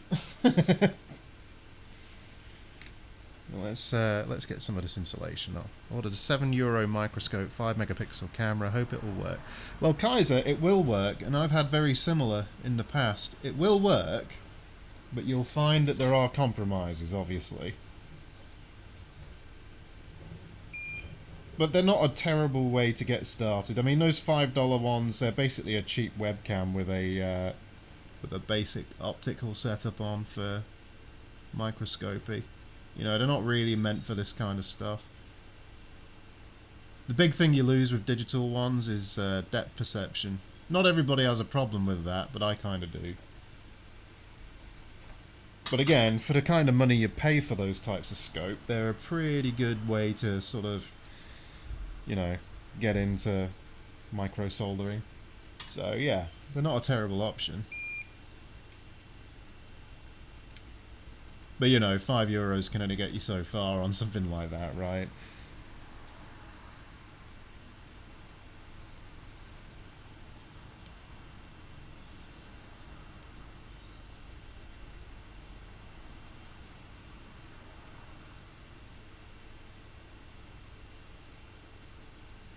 Cool.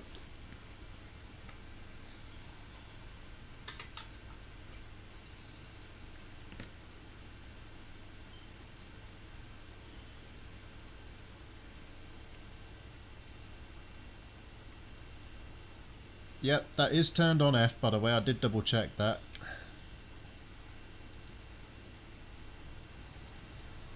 Okay, R21, that is P5G soldered, so next is it 3R? What's on the board? P5G, oh yeah, 3R, okay. Let me just untangle my crazy wires. The spaghetti monster is a bit spaghetti.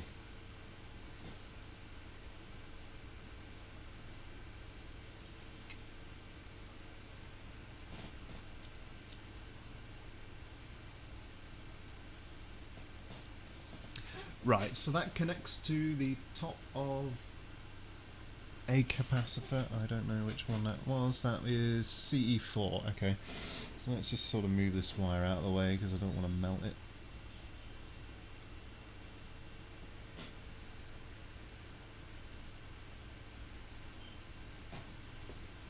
There we are.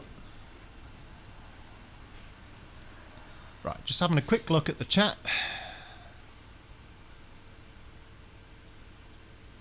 I ran to some shops 62 miles away and I don't get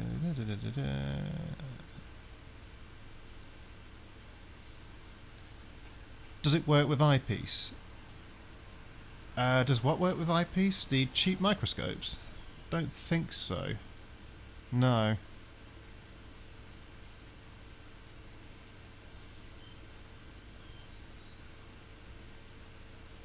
It'll be interesting to hear the real unmasked sound of the YM3438 core these have, as it fixed a bug that the YM2612 chip had with the crossover distortion ladder effect, though sometimes used as effect. Interesting. I suppose that's the other thing, right? Like some of these sort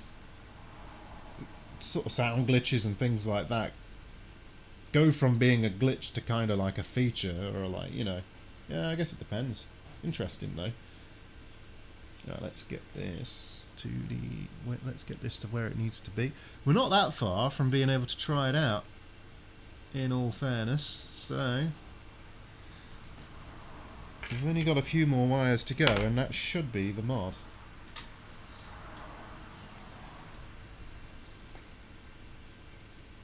So I'm just going to burn away some insulation here.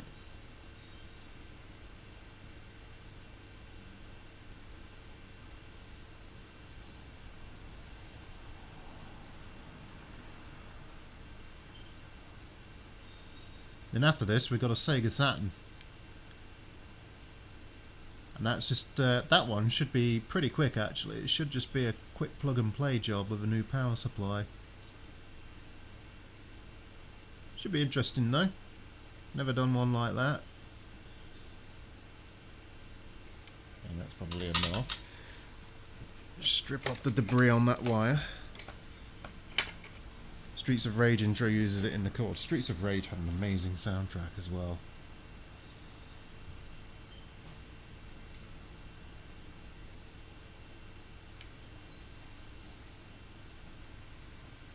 It's one of the soundtracks from when I was a kid that I remember really well. Streets of Rage. It was brilliant.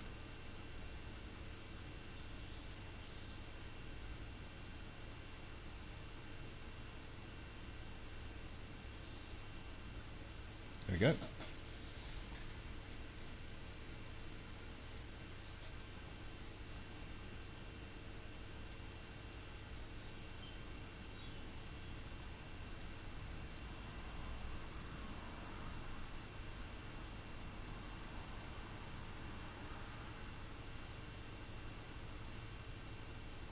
Great.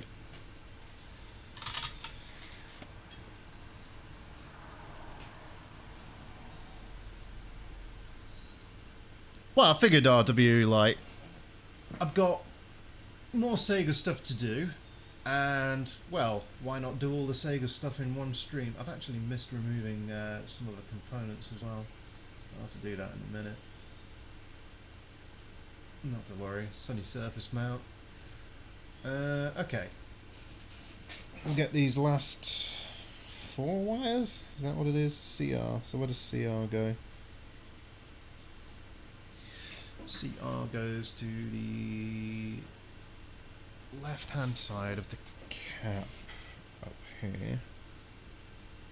So that goes basically where we can see in the middle of the screen there.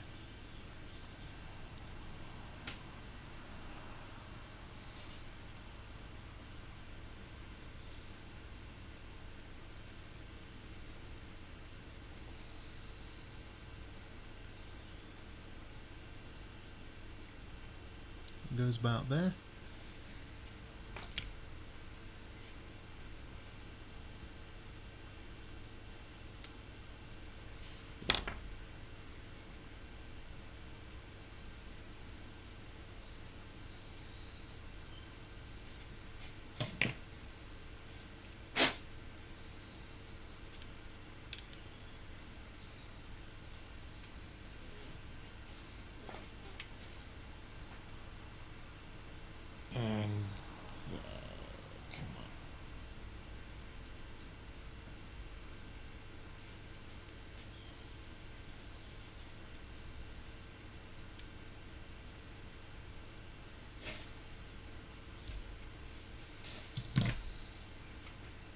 Okay. Yeah, I will say the caster solder smells nicer than the cheap stuff. Performs about the same from a soldering perspective though.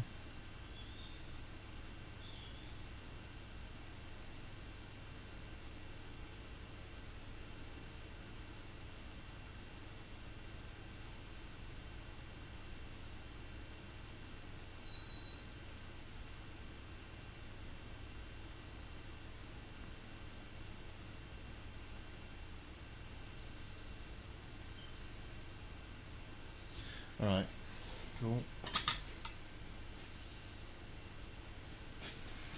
Any others up there? R0 goes to the top of the cap, near it. Okay.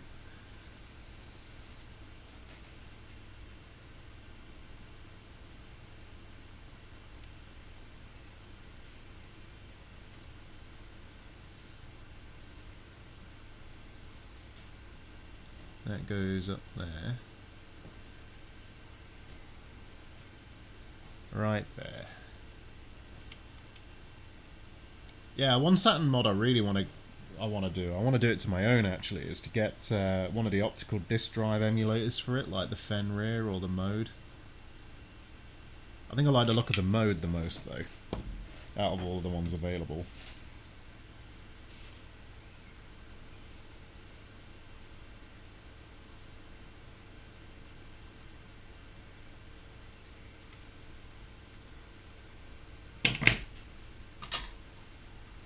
There we go.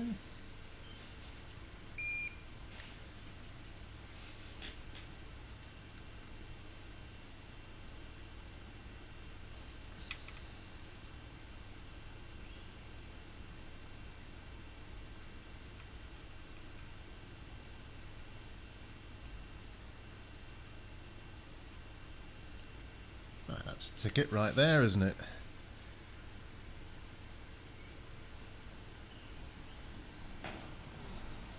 Well, thanks, RB. Appreciate the sentiment. Oh yeah, check this out. How cool is this?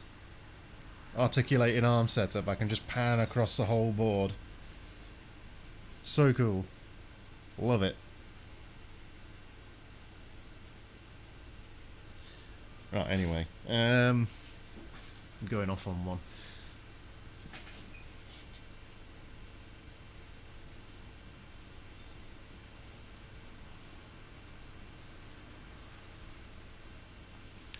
I made mention to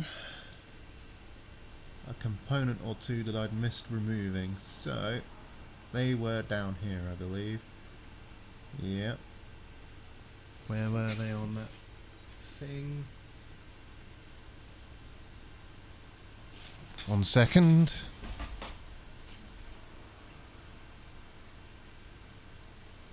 R24, R22. Okay. Oh damn it, I was supposed to remove those. Fine. Fine, I'm going to lose a connection. Fine, I'm making this harder than it needs to be for sure. Definitely, definitely. Move that out of the way. Flux, please.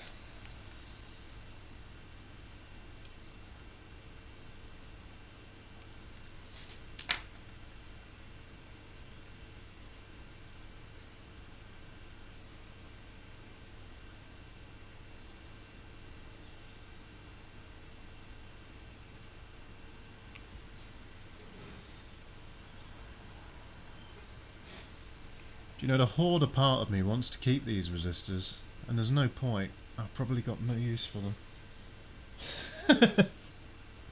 There we go. Right.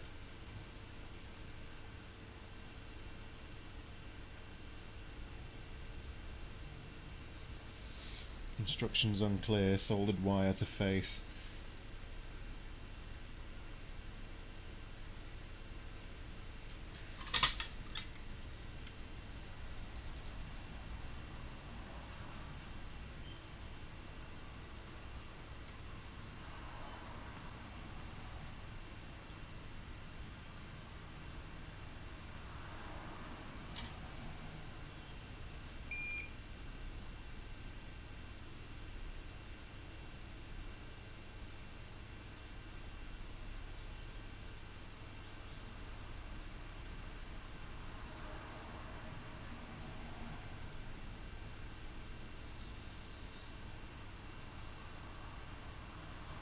Oh dear, I've exposed a little bit of that. I'll deal with that later.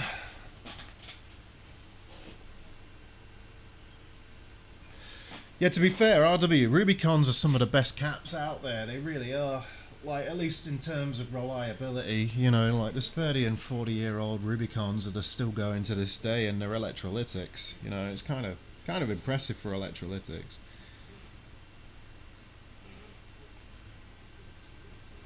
Right, what we got? MO, YR, we've done YL.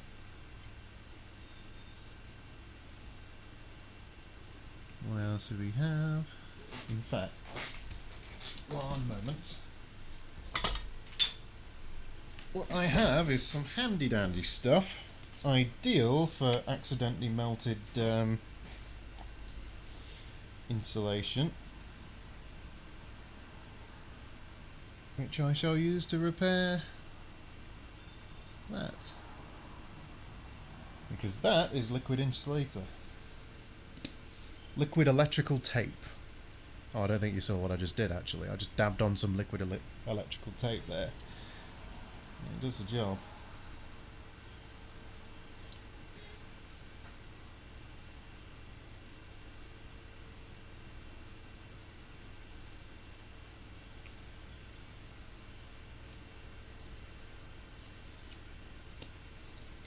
No, they are these Rubicons? There were Rubicons on your Mark 1. Actually, I'm not sure about these.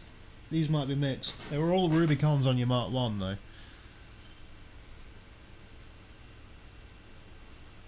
Okay. Okay. YR. Oh. Oh, okay. Okay. So YR was this one, which goes over here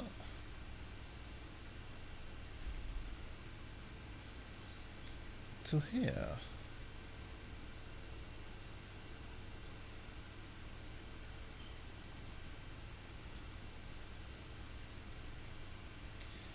Yeah, it really is, isn't it, Kaiser? Truly. Really good stuff.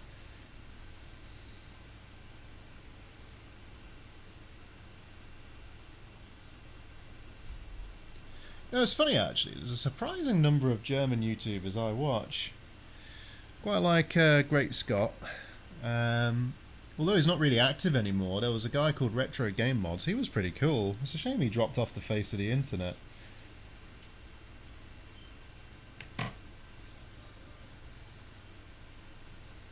Oh, and CNC Kitchen for 3D printing stuff. He's really good.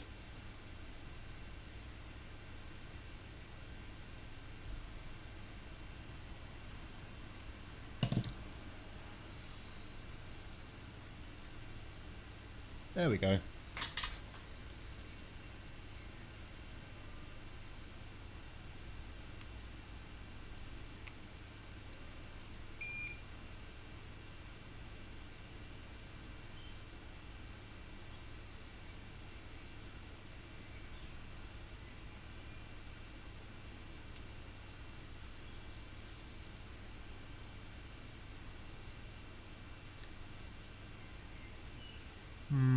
Let's tweak that position in a bit.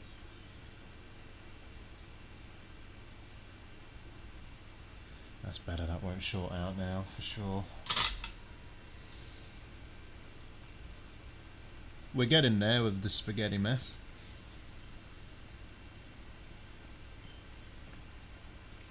So now we've just got MO, which goes somewhere. Where does MO go?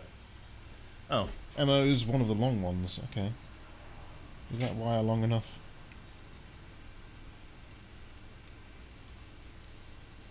Oh, it is, great. Because that one goes all the way up here.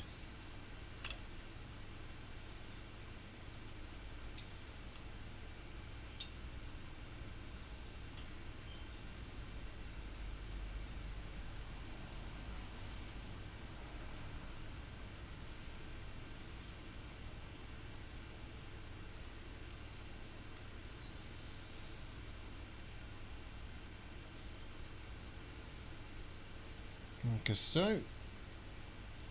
You know, I'm just thinking, I miss Munich. Munich is such a cool city.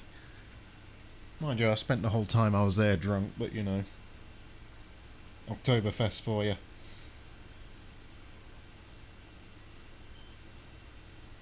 I do miss good German beer.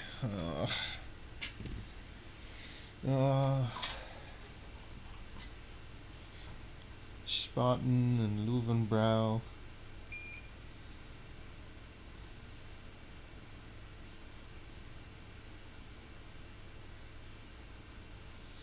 And then when you're absolutely steaming drunk, Bavarian style chicken or a bratwurst. Can't go wrong with either.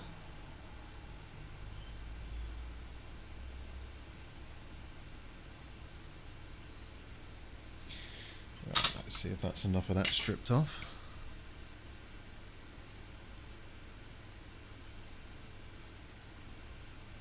You watch Jam Beta? I think I have watched Jam Beta actually, but it's been a while. Do I watch Jam Beta? I think I do. I think I do. I have to double check that name actually. I'm sure I do, because I know the name. I know the name. Sorry, I got distracted in my work. I was a bit absorbed there. I was just sort of off on a tangent. Now missing delicious German food whilst drinking delicious German beer.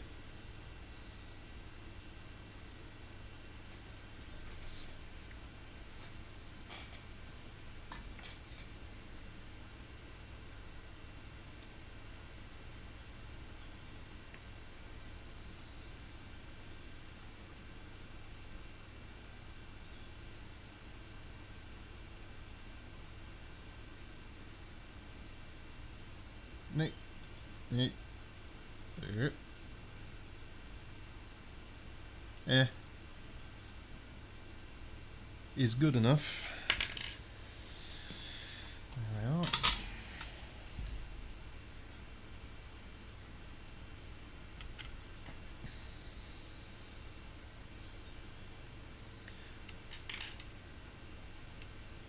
See, that's quite a lot of wires. Nordic area is calm and living is cheap.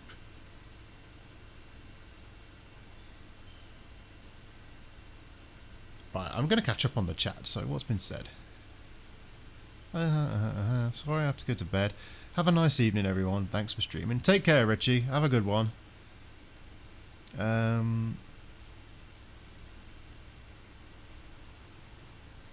Check it out. That's my bot.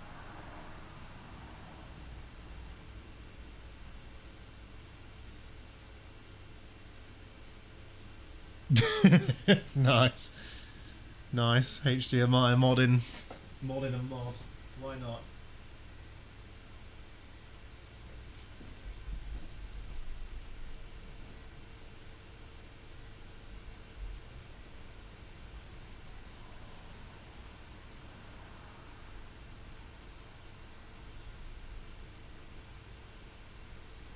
Now, just bear with me 1 second, folks. Do you do electronics as a profession? No, I don't. I'm actually a software developer by profession. Web developer specifically. Not as a profession. This is more a hobby than anything else. You know, I couldn't tell you all of the fundamental theories of electronics engineering or anything like that. I'll tell you in the chat who could, though. I'm sending you a link for high heat silicone coated wire later.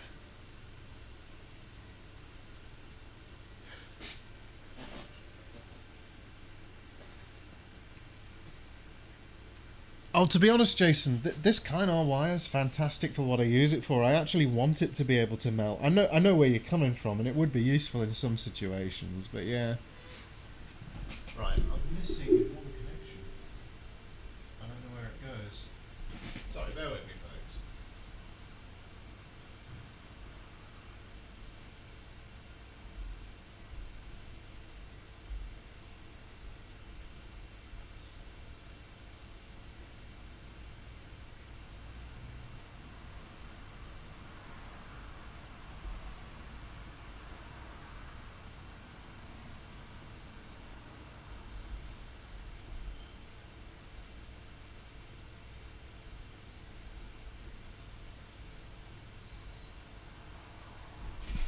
I'm just checking a schematic for where that A connection's actually meant to go.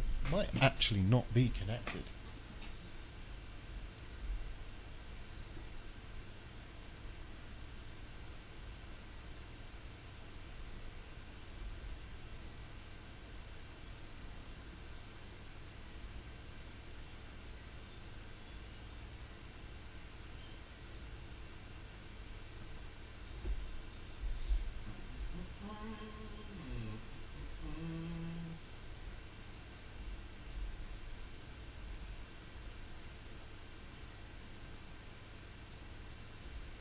No, I believe that's actually unconnected. Single core solid wire in many different sizes, but iron won't melt the coating. And now liquid tape is also heat resistant. Yeah, it could be, Kaiser. Could be. Well, yeah, appreciate the link, Jason, you know. I'll definitely check it out. It can never hurt to have extra wire, so... Right. I think this is actually all soldered in. I think that was all that needed to be done, really. What I'm going to do is give it a quick clean up though. So let's go around the board and just clean up some of this flux. We don't really want to be leaving it on, do we?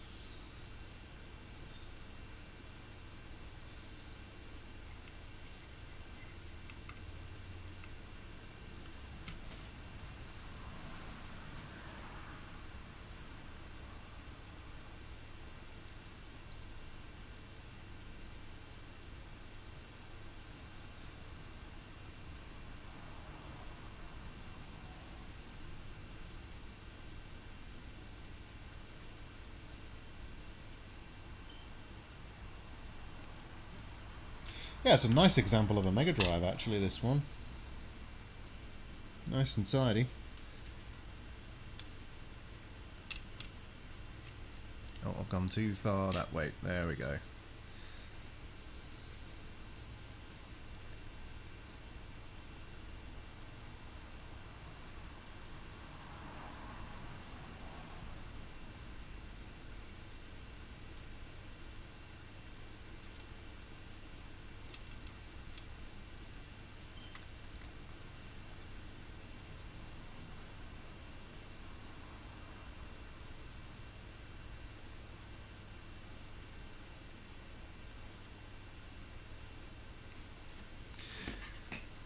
Am I particularly happy with this one?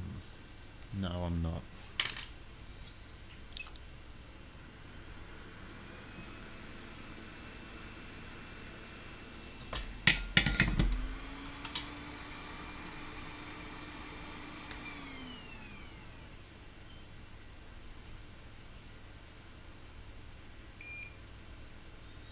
I think the board says 93, but you never know, do you? Because the boards might have been made in 93, and then, yeah, who knows? I will say, the Mega Drive 2 was a much nicer looking machine than the one.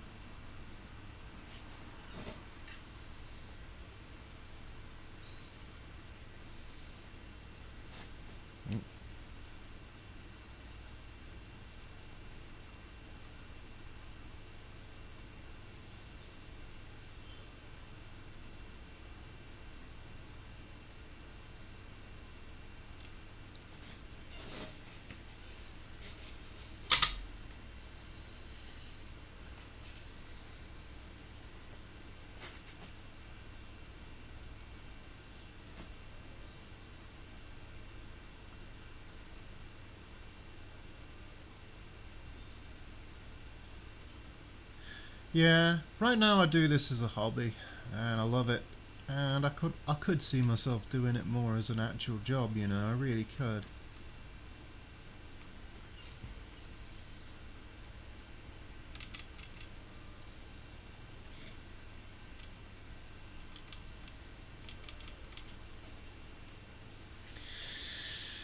I'm still not happy with this solder joint, it's just a bit too bumpy. A bit of flux should sort that out there, I think.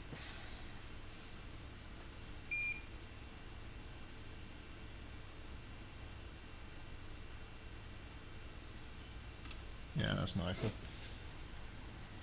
Much better. Much, much better.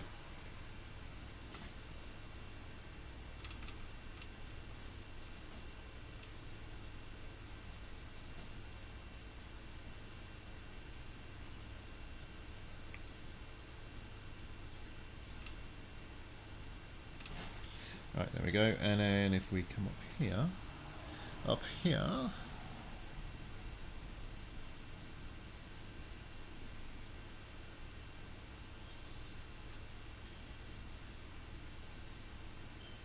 dripping IPA everywhere. I suppose it doesn't matter.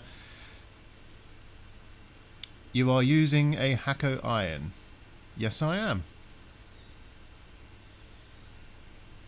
I have many irons.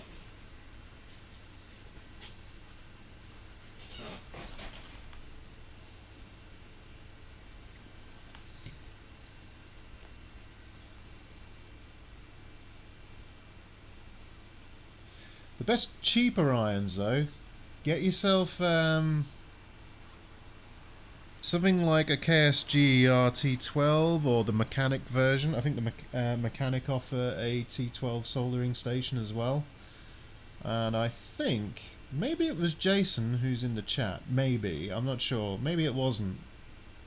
Somebody got one of those, one of the Mechanic ones, and apparently it's reasonably good. I can't remember who it was. I know that's not your daily driver, Jason, but correct me if I'm wrong, because I could be completely wrong here. I just can't quite remember who it was who had the Mechanic one. Somebody did. And to be fair, Kaiser, this is one of the knockoff ones, you know. Like, that's a knockoff. It's still got the same colour scheme. Bring that down a bit. Okay. I think we're good. Flip over to the cam.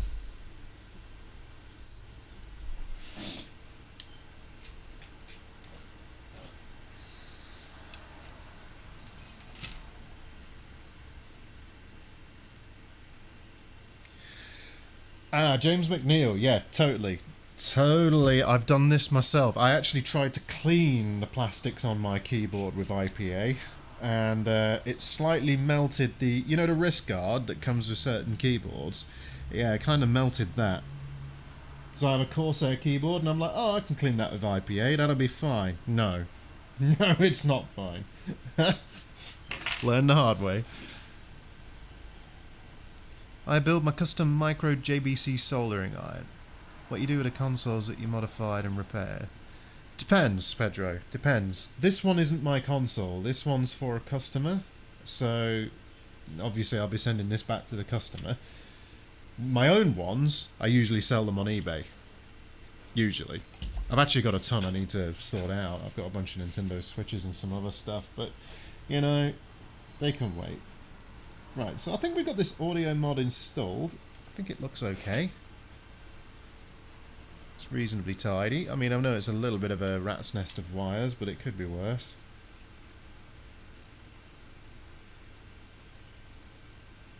So I think we're good to test this. Let me just grab a game. I need a game.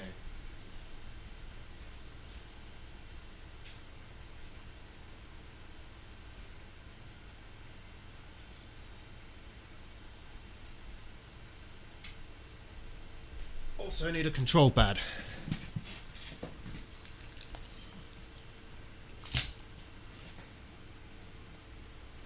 Actually, these boards really aren't too bad at all. Okay. So we got that. We need video cable.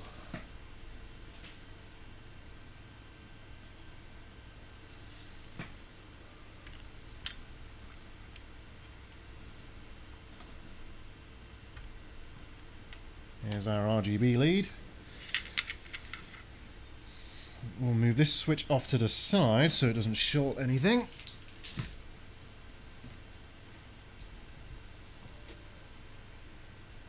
Depends on where you are. Build my custom micro JBC soldering iron. I love my little TS100. If you guys are really interested in making your own soldering iron, make the Unisolder 5.2. Look it up, Unisolder 5.2. It'll accept tips from virtually any manufacturer. Well, handles actually from virtually any manufacturer, and it does support JBC. It supports Hakko. It supports others, but they're the two big ones that it supports. And apparently it's supposed to be quite good. I haven't built one myself, but I would quite like to. Right, so we've got that. We need power though. We do need power, so I'll be back again. Right.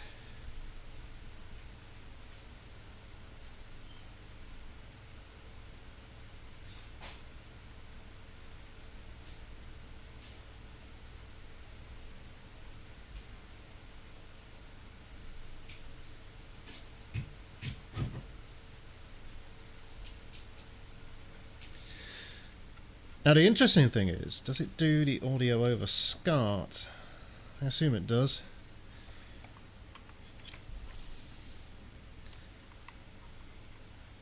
Oh, this is the other type of Sega power adapter. Actually, give me 2 minutes. I need to look for my other Sega power adapter. I forget that there's a difference between the Mark 1 and the Mark 2. Just give me a second. I'm just going to put the intermission on real quick.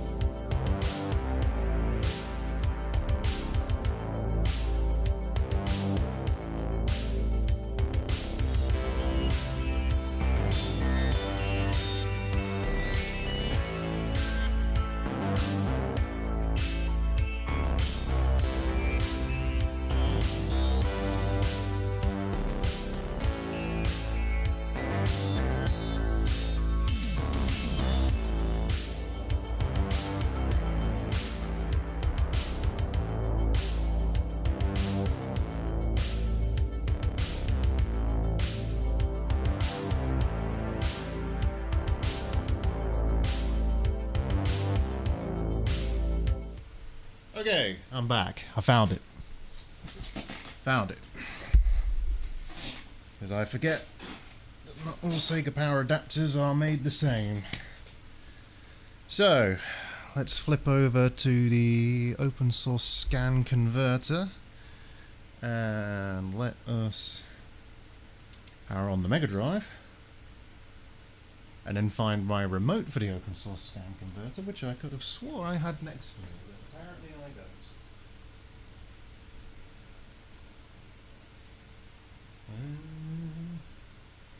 Seriously? Oh, there it is. Okay, let's find out.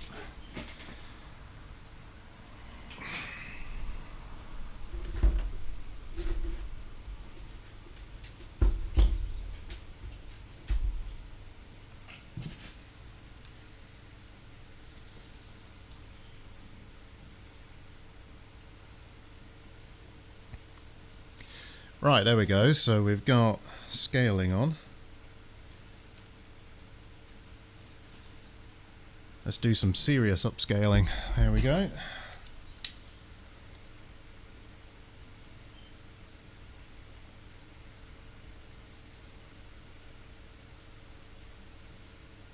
I can't hear this, by the way. I have no idea how this sounds.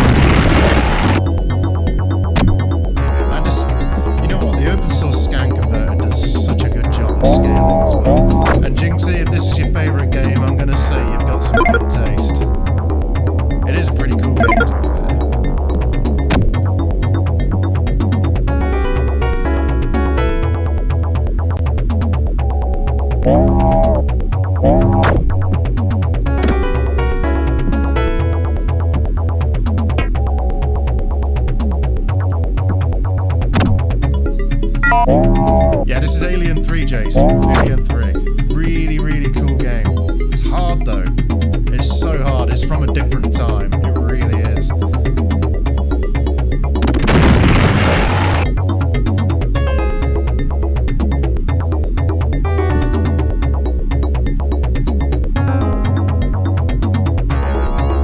You guys get to enjoy the audio. I've not heard any of it.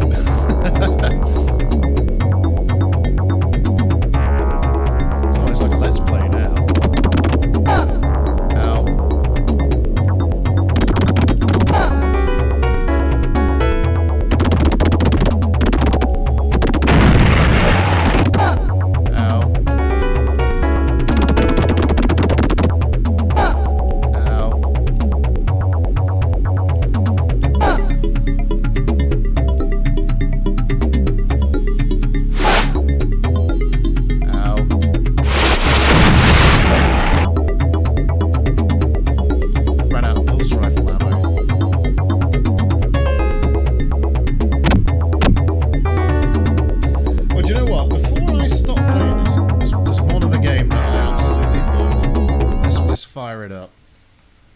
Oh wait, hang on. I gotta power off and on. Oh, what? It's just starting up the... Oh, okay.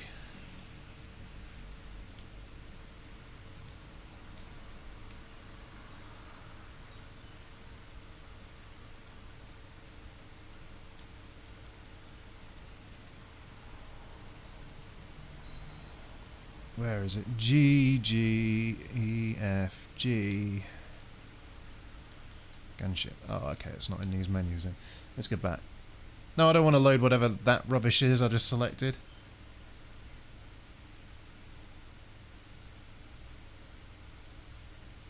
I don't know what game I just loaded. I have no idea what game I just loaded. Not a clue what this is.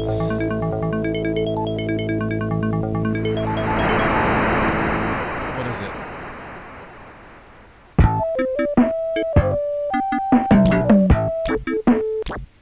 What is this? What game is this? Green Dog. Never heard of it.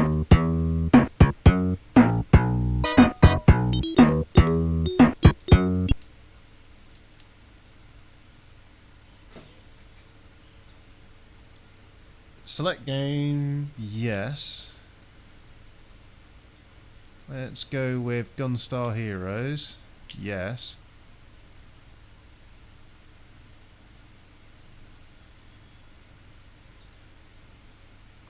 Well, I'm glad the audio's worked. I'll get this button back up then, and then I'll move on to the Sega Saturn. If you're happy with it, RW, great.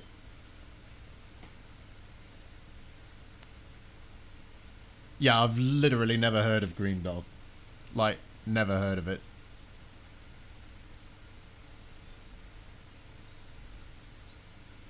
But this game is special. And Jason, seeing as though you're looking for some retro games, this one's brilliant.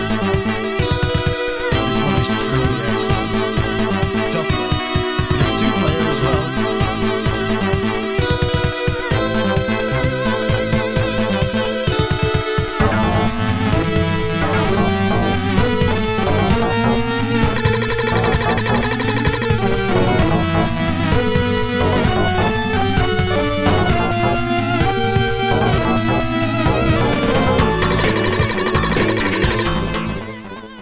Let's go.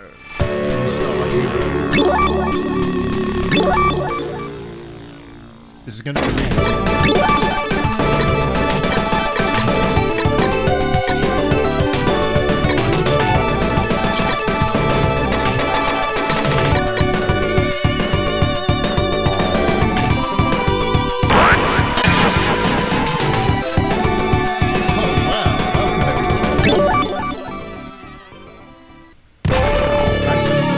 folks. Much appreciated.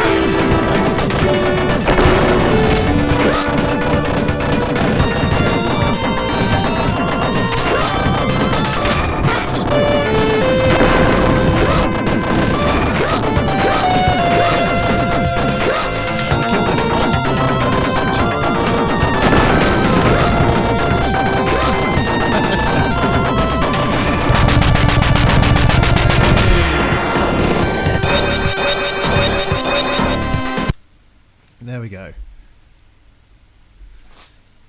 So we know it works then, that's good news.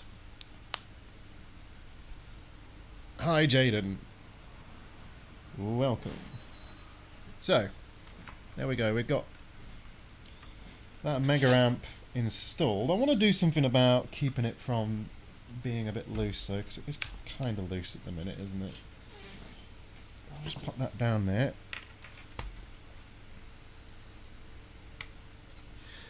Yeah, Pedro, I'm not surprised you can't hear my voice over the game.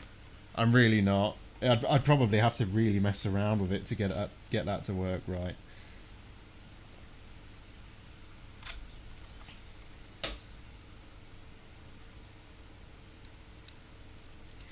So I suppose we want to make sure this is held down nicely.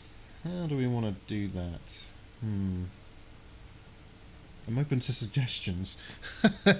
I guess I could just put captain tape over it just to hold it. And that is in the F position. Well, RW, I'm glad you're pleased. I really am. I really am glad you're pleased with that. I'm not going to lie, whenever I do anything like this, I'm always worried it's not going to work the first time, you know? But I'm glad it did. This pleases me. So that was at the back of the console. So if we then...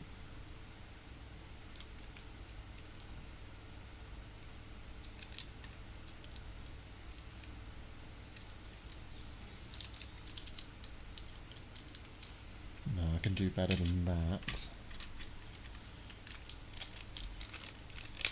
Let's try that again.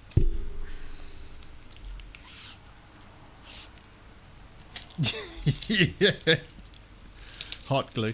I don't actually have any hot glue on hand. I think I've got a glue gun somewhere, mind you, but I think I need glue sticks for it. I haven't used it in years. With that said though, I don't like using hot snot on consoles like this for a very good reason, because you use hot snot on a console like this and if it ever needs its capacitors replacing, it can be a problem. You can try something with notable PSG, like Sonic jumping. Can you? Well, yeah, okay, I'll give that a try. Actually, let me get this tape down, and then I'll slap Sonic on. Which Sonic game, by the way? Any specific one?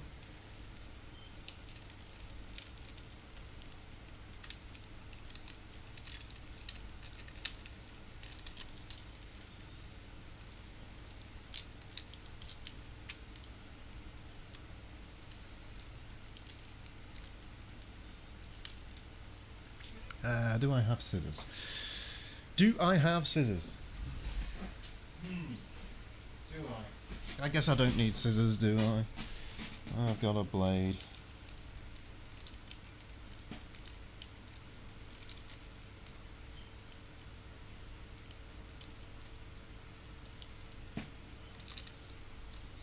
And the good news is, the existing mods, I was worried over nothing. There was hardly any wires in the way. It was only these three. Oh, IPA eats hot snot easy. Oh, right, okay. Sonic 1. Right, got you. Okay, let's slap Sonic 1 on then real quick. Let's get that out of the way. Actually, I do really like Sonic 1. So, you guys are going to get drowned out by Sonic. But the upscaling for it will be quite excellent.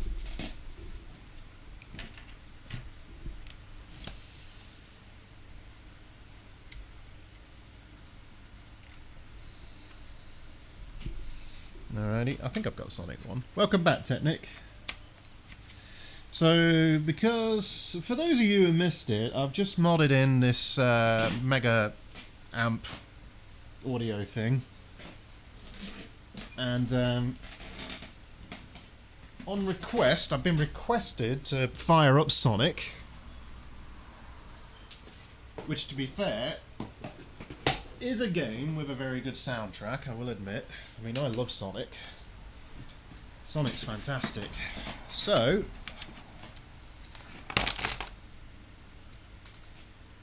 let's fire it up.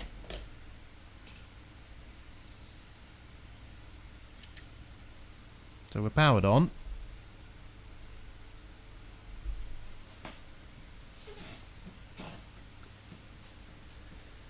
Either jump a few times or play. Okay. Okay.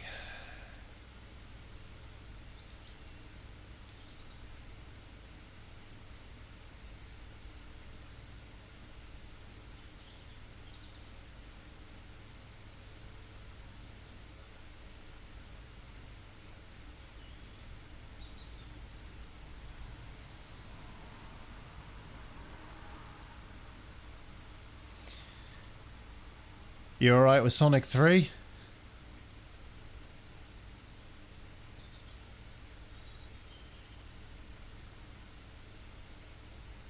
You're going to do the 50-60 Hz display. You know what? I don't know what I've got this set to right now.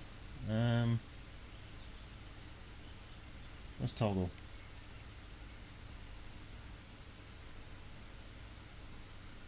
Give me a second.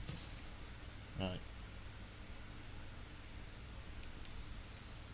Okay. I have toggled it. I don't know if that's going to make much difference. Let's find out.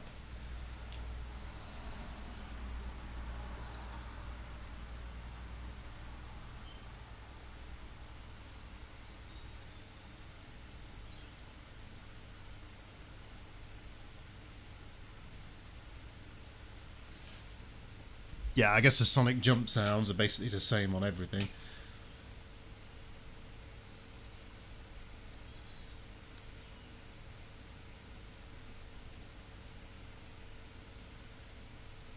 Mods on the first Xbox. I had a modded Xbox, and I modded it back in the day, actually, so yeah, I do. If you're on about the classic Xbox, yeah.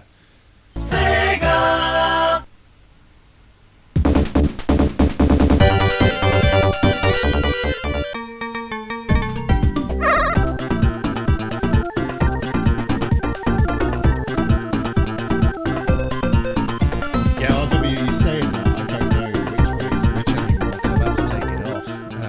Actually, I'm going to have to check.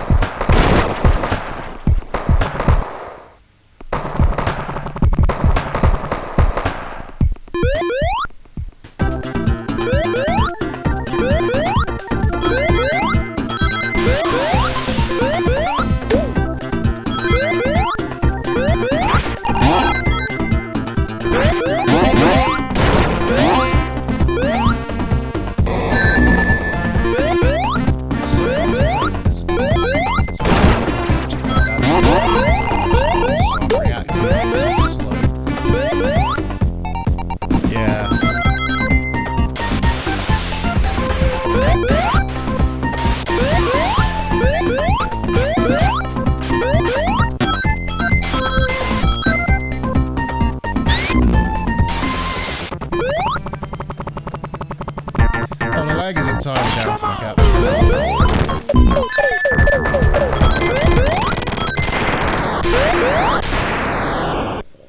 Good sound test.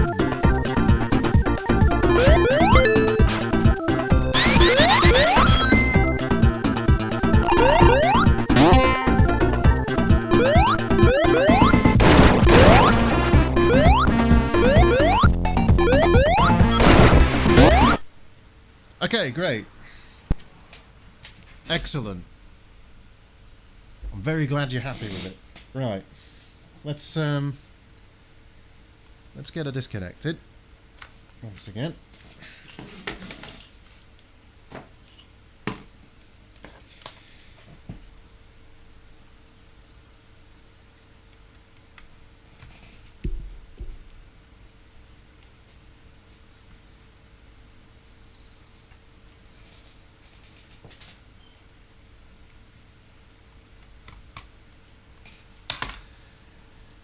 Cracking. Okay, so reassembly time, I suppose. So let's do that.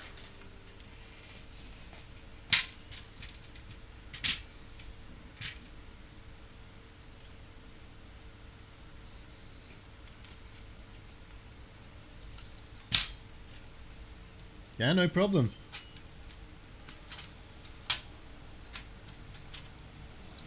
Got a Japanese Sega Saturn to look at in a minute as well.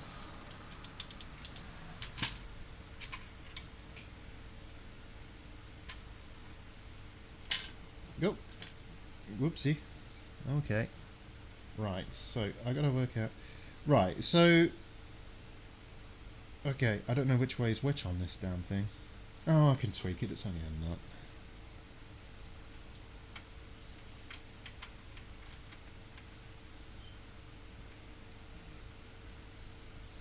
Was it that way? Was it that way?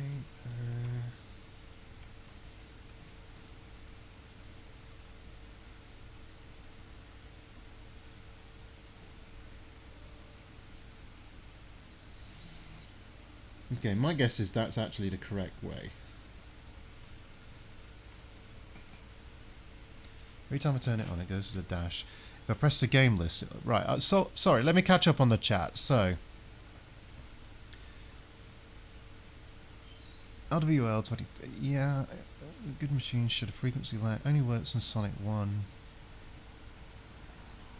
Uh-huh. Okay. Okay. Right.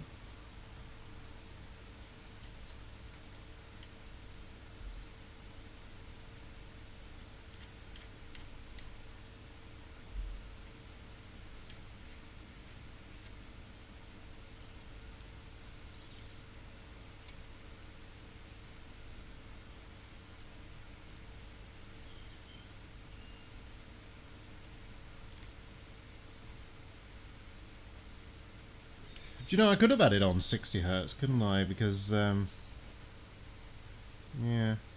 I don't know. I don't know. I'm not that familiar with these mods, and yeah. Hey Phil, welcome. Welcome. Welcome to the party. Do you know what I did forget to do? Oh, I can put that one after, that doesn't matter. Okay, let's toss these in here. Get rid of those shreds of Kynar wire. And, yeah, let's get this thing buttoned back up.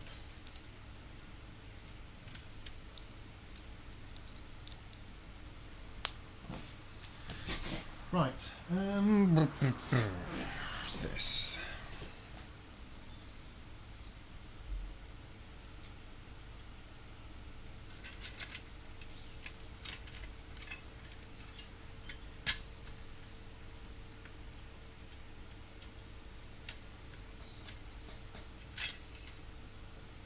Screw there, screw there, screw there.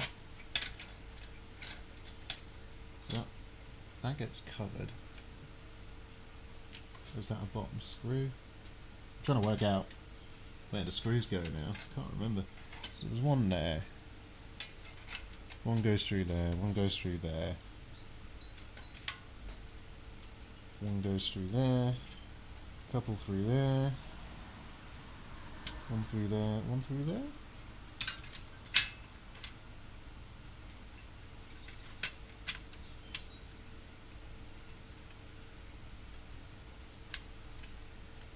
Okay, let's button her back up. Let's take a look at the chat. So,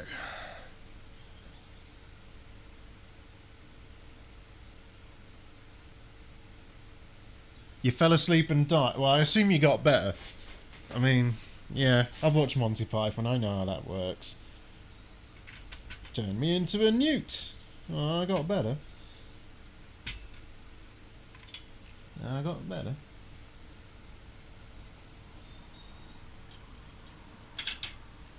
Speaking of getting better, I got my vaccine tomorrow, so that should be all fun and games. There we are.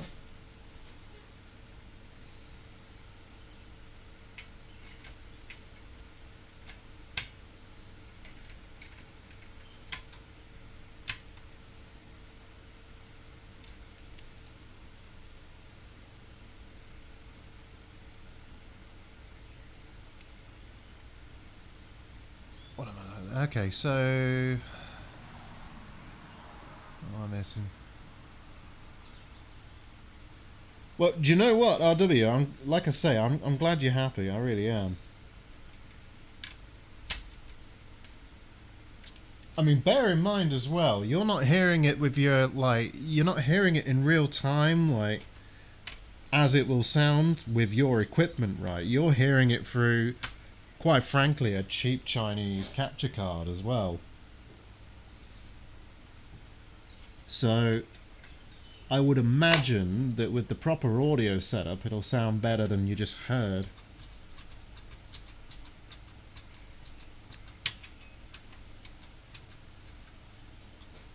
Or at least that's how I'd have thought it would work.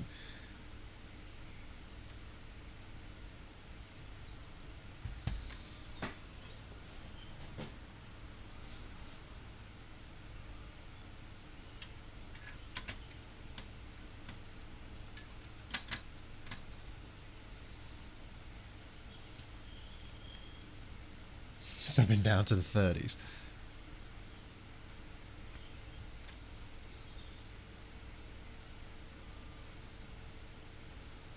Oh, a lot of people are buying.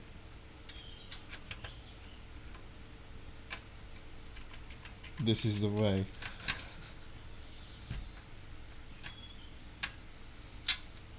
A coder never pays his debts. Not like a Lannister. Right, how many we got? 1, 2, 3, 4. 1, 2, 3, 4. Ah, yeah, there's a 2 car slot ones. Right, okay, that's 2 screws I was missing. Fine.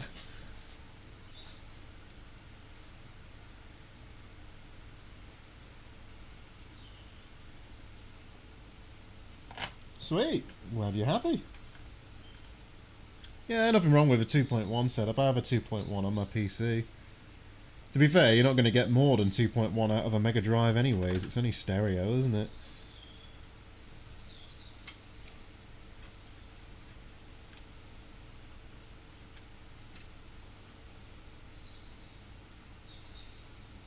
Right. There we go.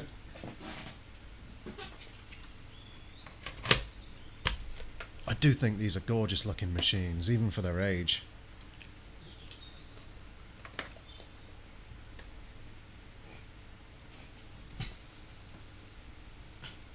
You vaccine, tell your family I'm sorry for their loss. Well, you know, do you know what, Phil? I've been having side effects from vaccines now for years. You know, I've been losing hair. You know, I've been suffering from cell degradation. I've gotten portly. My eyesight's going bad, and that's all thanks to vaccinations, because without them I'd already be dead.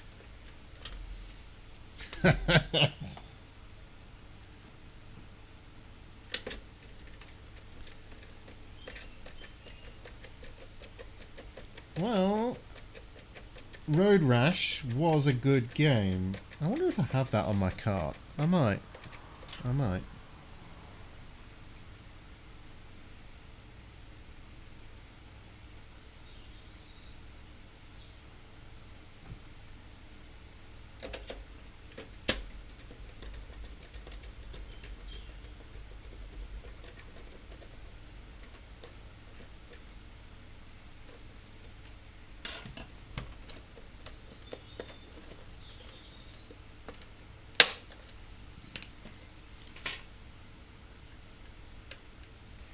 I'm a rebel.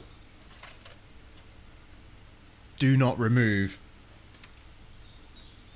I won't do what you tell me.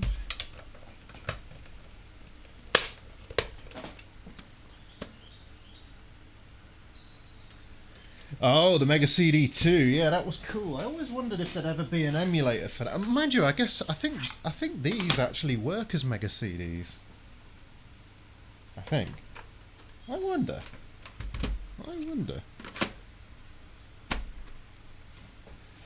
I'm going to fire this up again.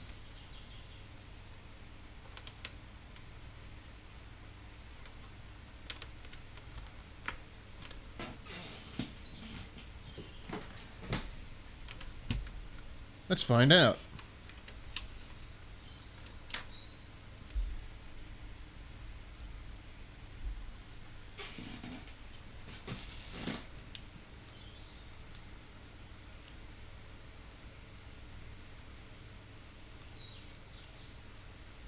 No, I don't think there's any Mega CD games on this. I'm sure some of these support it. Right, somebody mentioned Road Rash. Let's see if we've got that.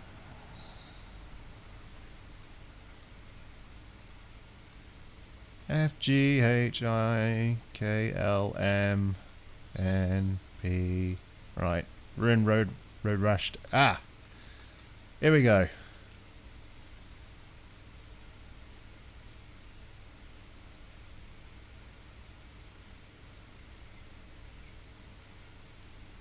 Did feel illegal.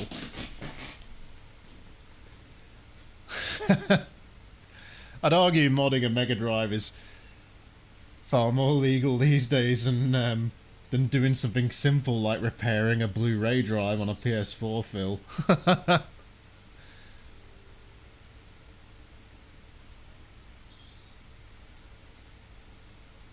Oh, this seems to be taking its time.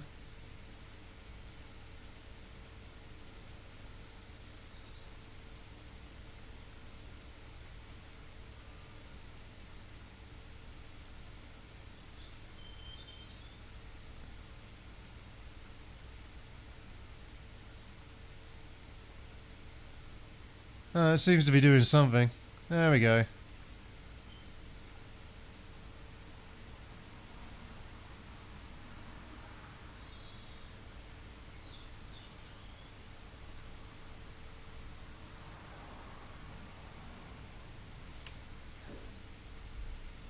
Let's get a bit of upscaling on the go.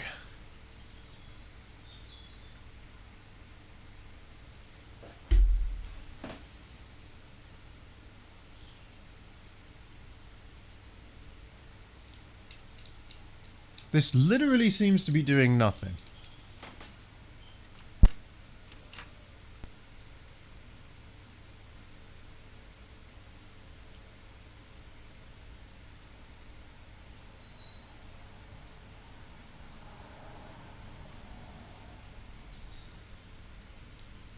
.009N1V00 Wild Thing 2000. What?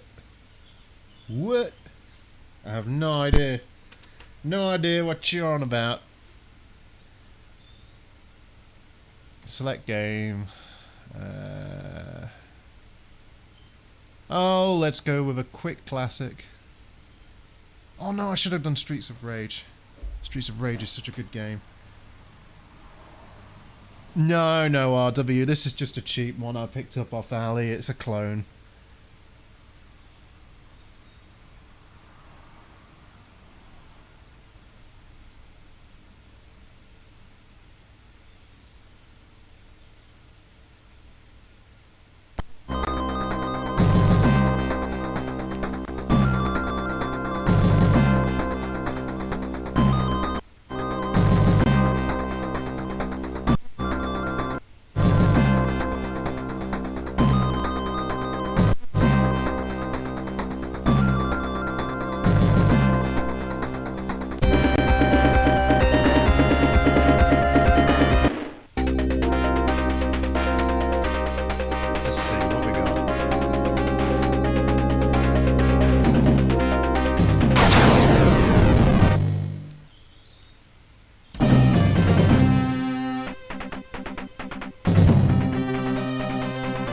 Honestly, looking at this, you wouldn't think this was like super old, would you? It looks like a new game made to look old on the scale.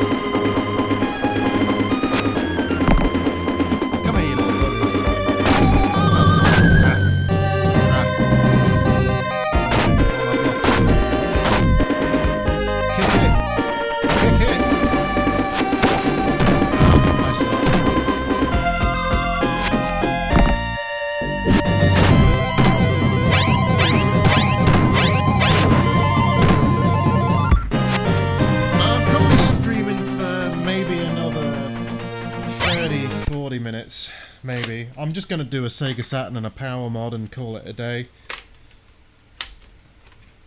Speaking of which, let's get back to the camera. Yeah, the Ultimate Warrior. That's probably what they were going for. Right. I'm grabbing a Saturn. 1 second.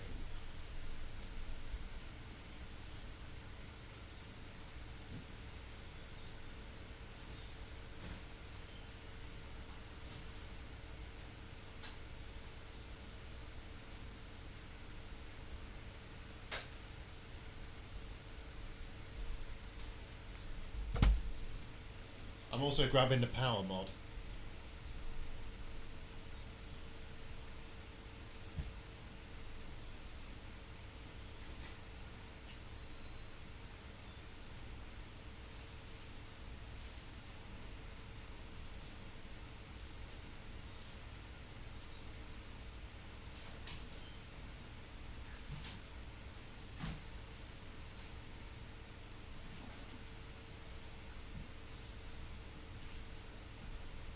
Now, what's interesting about this is the replacement power supply. It's a little on the small side. A little on the small side. And sadly, although as cool as this looks, you can see it's in dire need of a brightening. Alright, let's crack it open.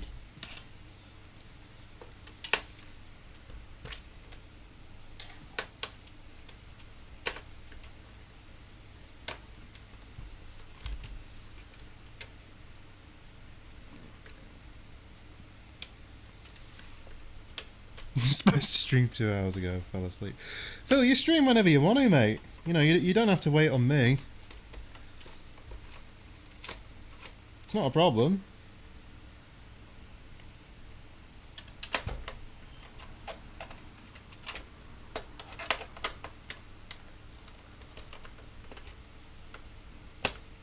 Look at that Japanese text. I have no idea what it says. Not a clue. Probably says don't shine the laser in your face. But I don't know.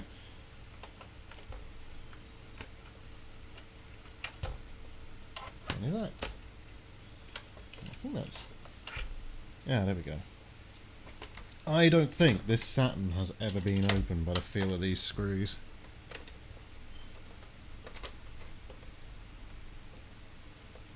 There are some Mega CD games that use both the stock Mega Drive and Mega CD CPUs and sound chips, like the Mega CD version of Slipheed. Oh, cool.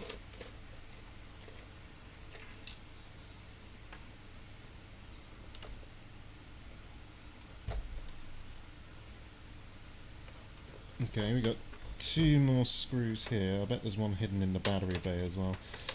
In fact,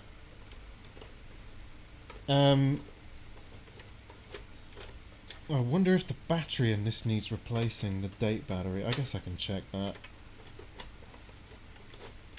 Because this is from an era of consoles where the memory was backed up by a battery. Although there are mods for these systems these days that allow you to replace the chip that deals with memory with one that isn't volatile, so it will remember on power off, and then you'd never need the battery anymore. Right, have I missed a screw? I don't think I have. Have I? No, okay.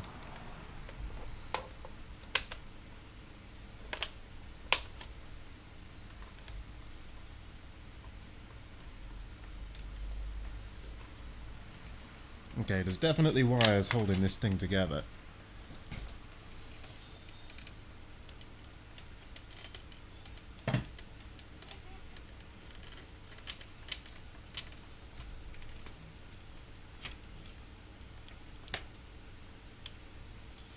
Aha, I see. Okay. And... okay. Oh, that is neat, isn't it? That is just genuinely neat. Is this a power board? Okay, that's the power board. That's the bit I need to get at. That's it. That's all I replace. Okay. This might take even less than 20 minutes. Nice. How does this come apart? Okay. Okay.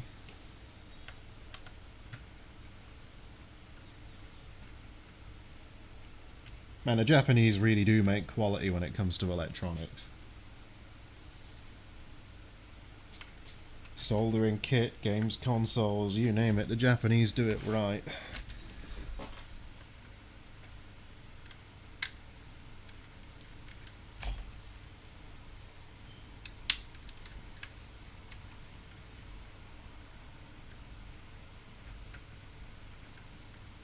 lick the caps. I kind of want to. Kind of want to.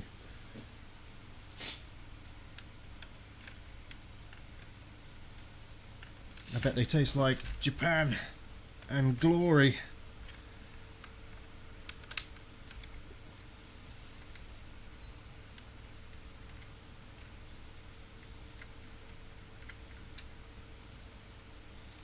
Okay, and then that should just pop right out, I think.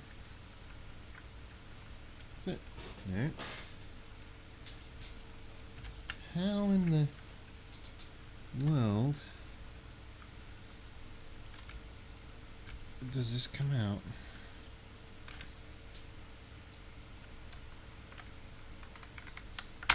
Oh, okay. That wasn't so bad. But it is clipped in.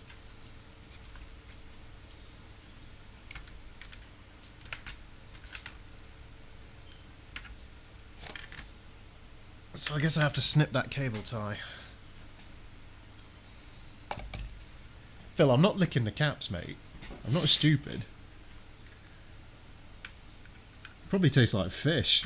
If they're anything like any other Sega bloody caps, they're gonna taste like fish. And not the good kind.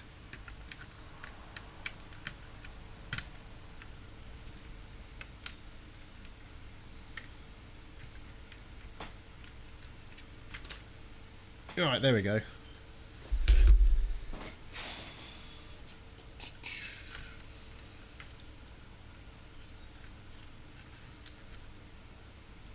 You know, I actually kind of like the colour of this console, at least on the inside. The outside's sort of aged, but yeah, sport. Okay, new power supply. This dinky thing.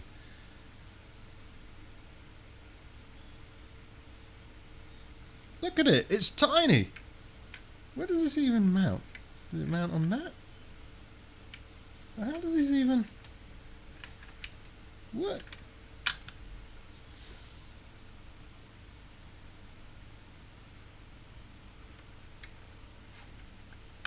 I am confused and disoriented. Okay, so there's two holes on this that imply it mounts on something. Where does... Okay.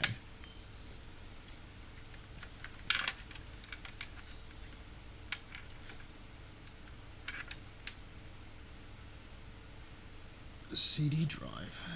Do I have to go into this further? Oh, I'm so confused.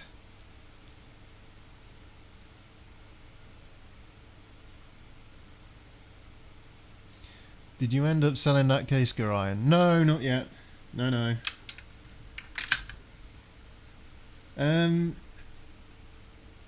Shite. I probably need instructions because this has a bunch of connection points. It's got a 3.3 and a 5 volt setting, and it's also got connectors for the CD drive. I mean, obviously this is the external power, so that just slips on like that, and then presumably this mounts somewhere in here. Where is anyone's guess? The cable doesn't reach that far in, so...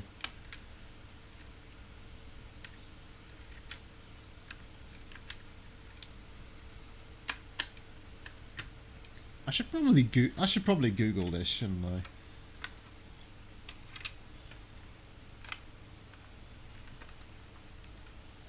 I mean... Yes? Does it go like that? And then... No. Definitely not like that.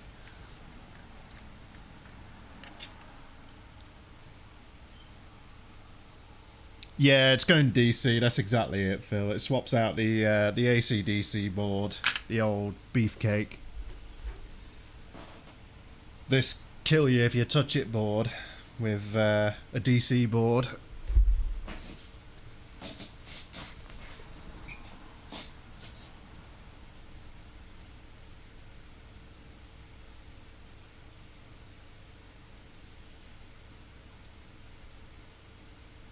No, Phil, the old PSU's not broken, mate. This is a Japanese console. It doesn't work on UK voltages. It'll just go poof. This is not a UK machine. Power supply probably works. Nothing wrong with it. This is to mod a Japanese system to work in the UK, basically. And obviously if it runs on DC, no worries, right?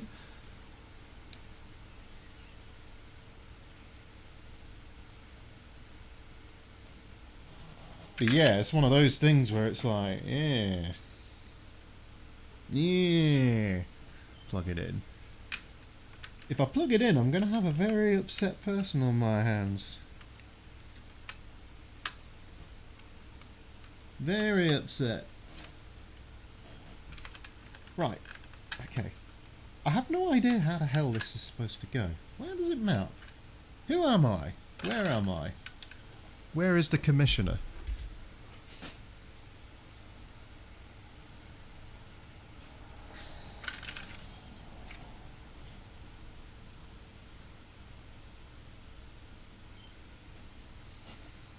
Where does everything plug in? I don't know. I gotta check the install instructions because I don't know what goes where. But yeah, 100 volts. Slamming 230 volts, 240 volts through it's probably not the best thing for it, right? Wait, what is this here? It's literally called Saturn PSU.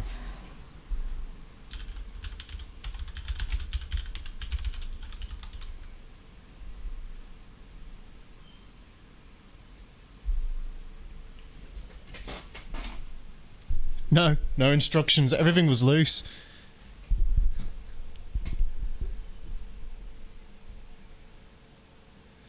I could do that. Yeah, I could do that, Phil. Or I could not. I could not do that. Because I'm not stupid. Unless I'm trying to install one of these, then I am stupid, but you know. We'll gloss over that.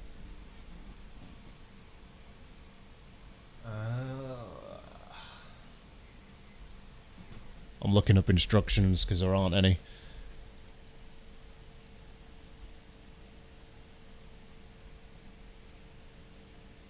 Yeah, I probably do have to remove the metal plate. I've got to see.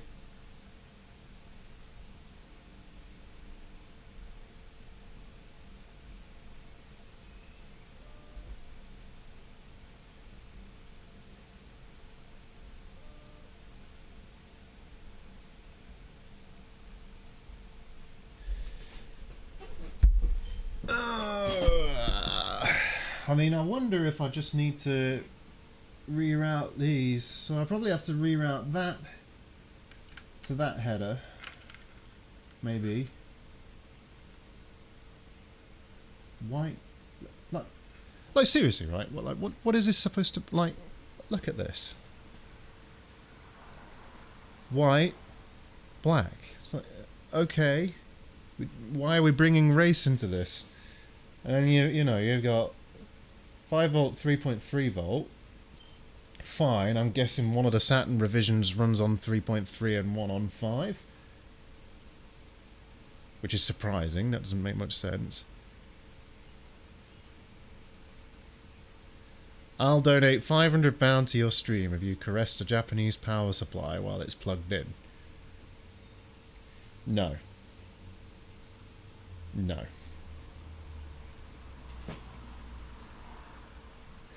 I just don't fancy it, Phil. Yeah, maybe it does screw directly into the plate, but if it does, I don't know where. I'm having a look. I think actually I might put this on hold and do this, and well, do it later, but once I know what the heck I'm supposed to do with it, because like right now I'm looking at it like, I mean, if I could, I'd screw it directly to Phil's face, and then like zap Phil a few times to calm him down. We'll see if we can power Phil on 3 volts. We'll see if we can figure out if Phil runs on 3 volts or 5 volts. I mean, who knows?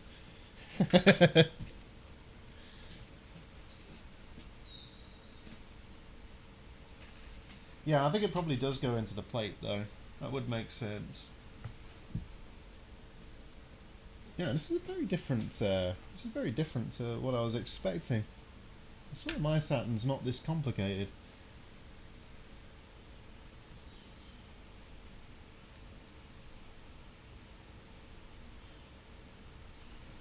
Coco branded. Okay.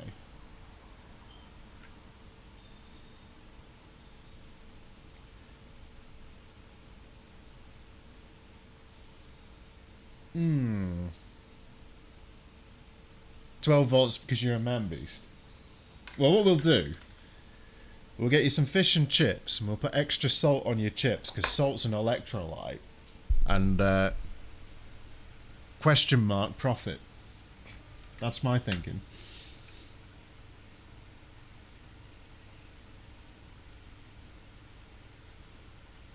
Do you know what? I'm going to need to think about this. I'm not going to... I think I'm going to stop, actually. I think I'm going to stop and look up what I need to do and do this on another stream when I know what I'm doing with it. Because I reckon I do have to take it apart and connect certain cables to this thing. I mean, I'm fairly certain this goes here, right? Like, this is obvious. This is obvious. This goes on here. You know. That was obvious, right? Like, that's plain as day, but, like, other than that, that's just a switch, you know, that's just the on button. Other than the on button, what else do we have? You know, we got this cryptically labelled CD, 5 volt, 5 volt, 12 volt.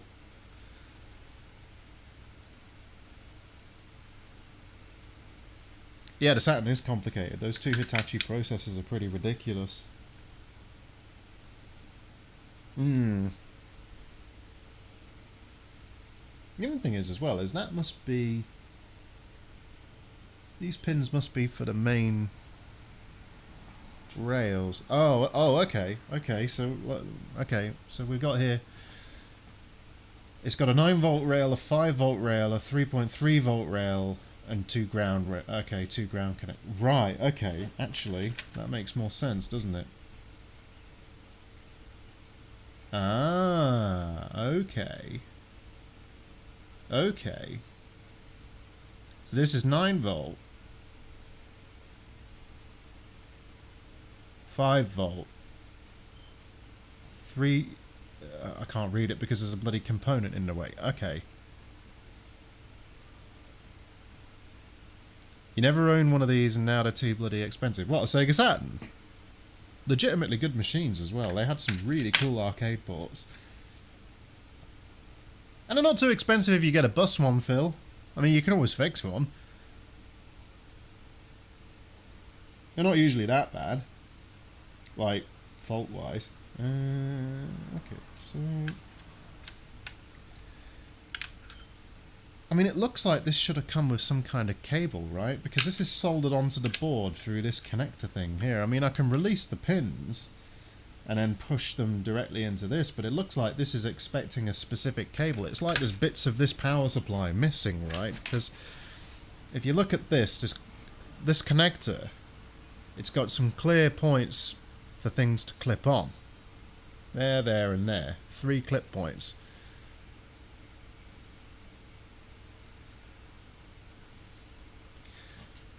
And looking at this, I'm fairly certain this just doesn't...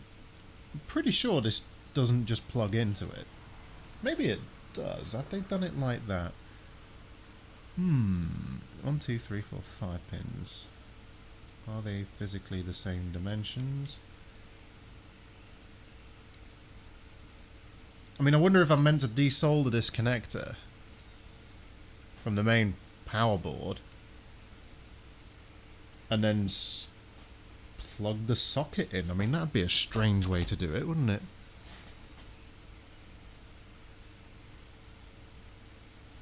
No cables included with it, RB King. None. There was only this, and where is it? It's near me. This. There was only that, this, and you know, some other adapters for that. There was like a US one, a Euro one, probably Martian one. I don't know, but that was it. There were no like cables for connecting the power board to this.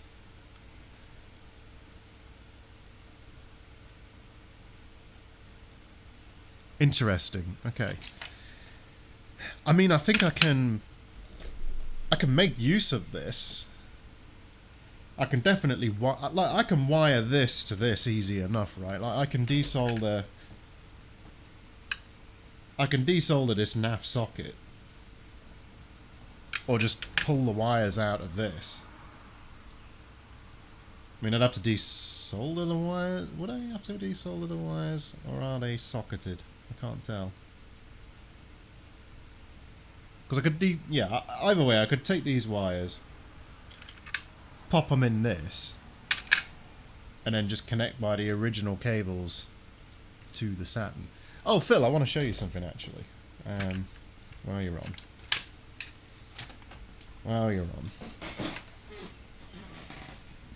Just put that aside for a second.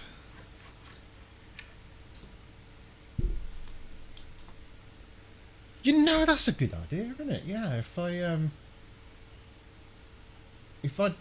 it wouldn't just have to be big though. It'd have to be a thick and long, right? Yeah, thick and long. That's what I'm thinking. Right, anyway, so I'm just going to use this NAF switchboard. I'm going to switch to the microscope.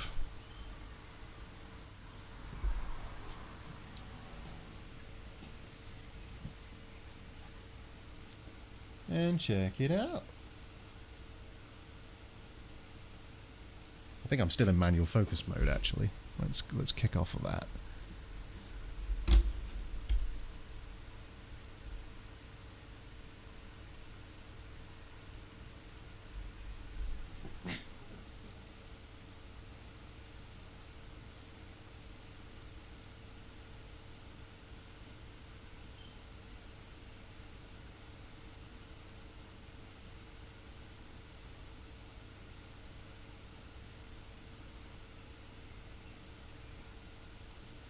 Yeah, I'm basically done, Micro. I'm basically done. I was just showing this camera module. It's quite nice. Particularly autofocus.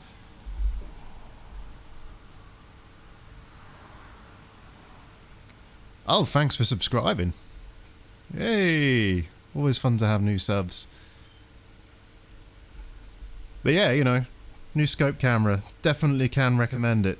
Would definitely recommend. And look at that, how great is that? You just push the scope out of the way. I've had the bot set up for ages, Phil. It's been referring to your channel for ages. You scroll up, you'll eventually find it.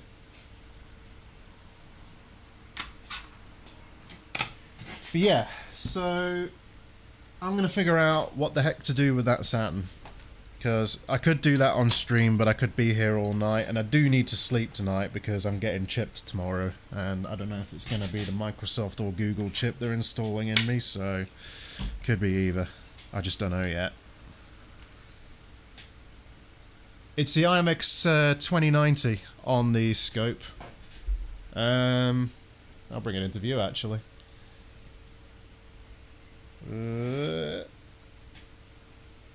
That view.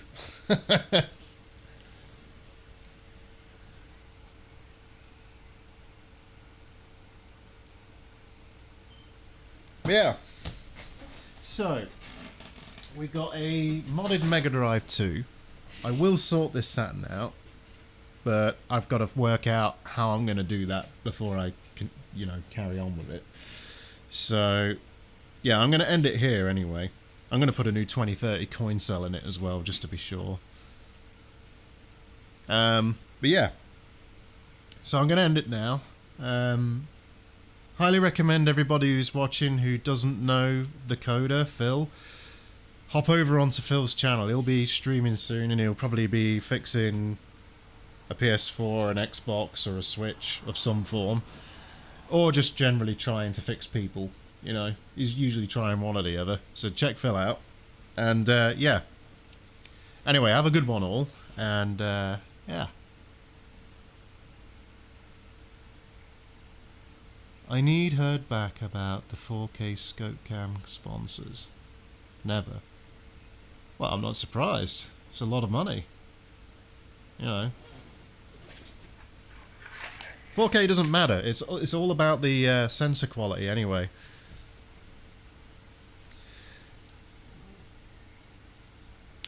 Alright all, anyway, I'm going to call it. It's been a pleasure having you all. And to those of you who just subscribed, welcome to the channel. I will be putting out more content soon. I might not be on for a little while. Maybe this week. I don't know. It depends on how I react to being chipped. So yeah. Anyway, take care all, and bye for now.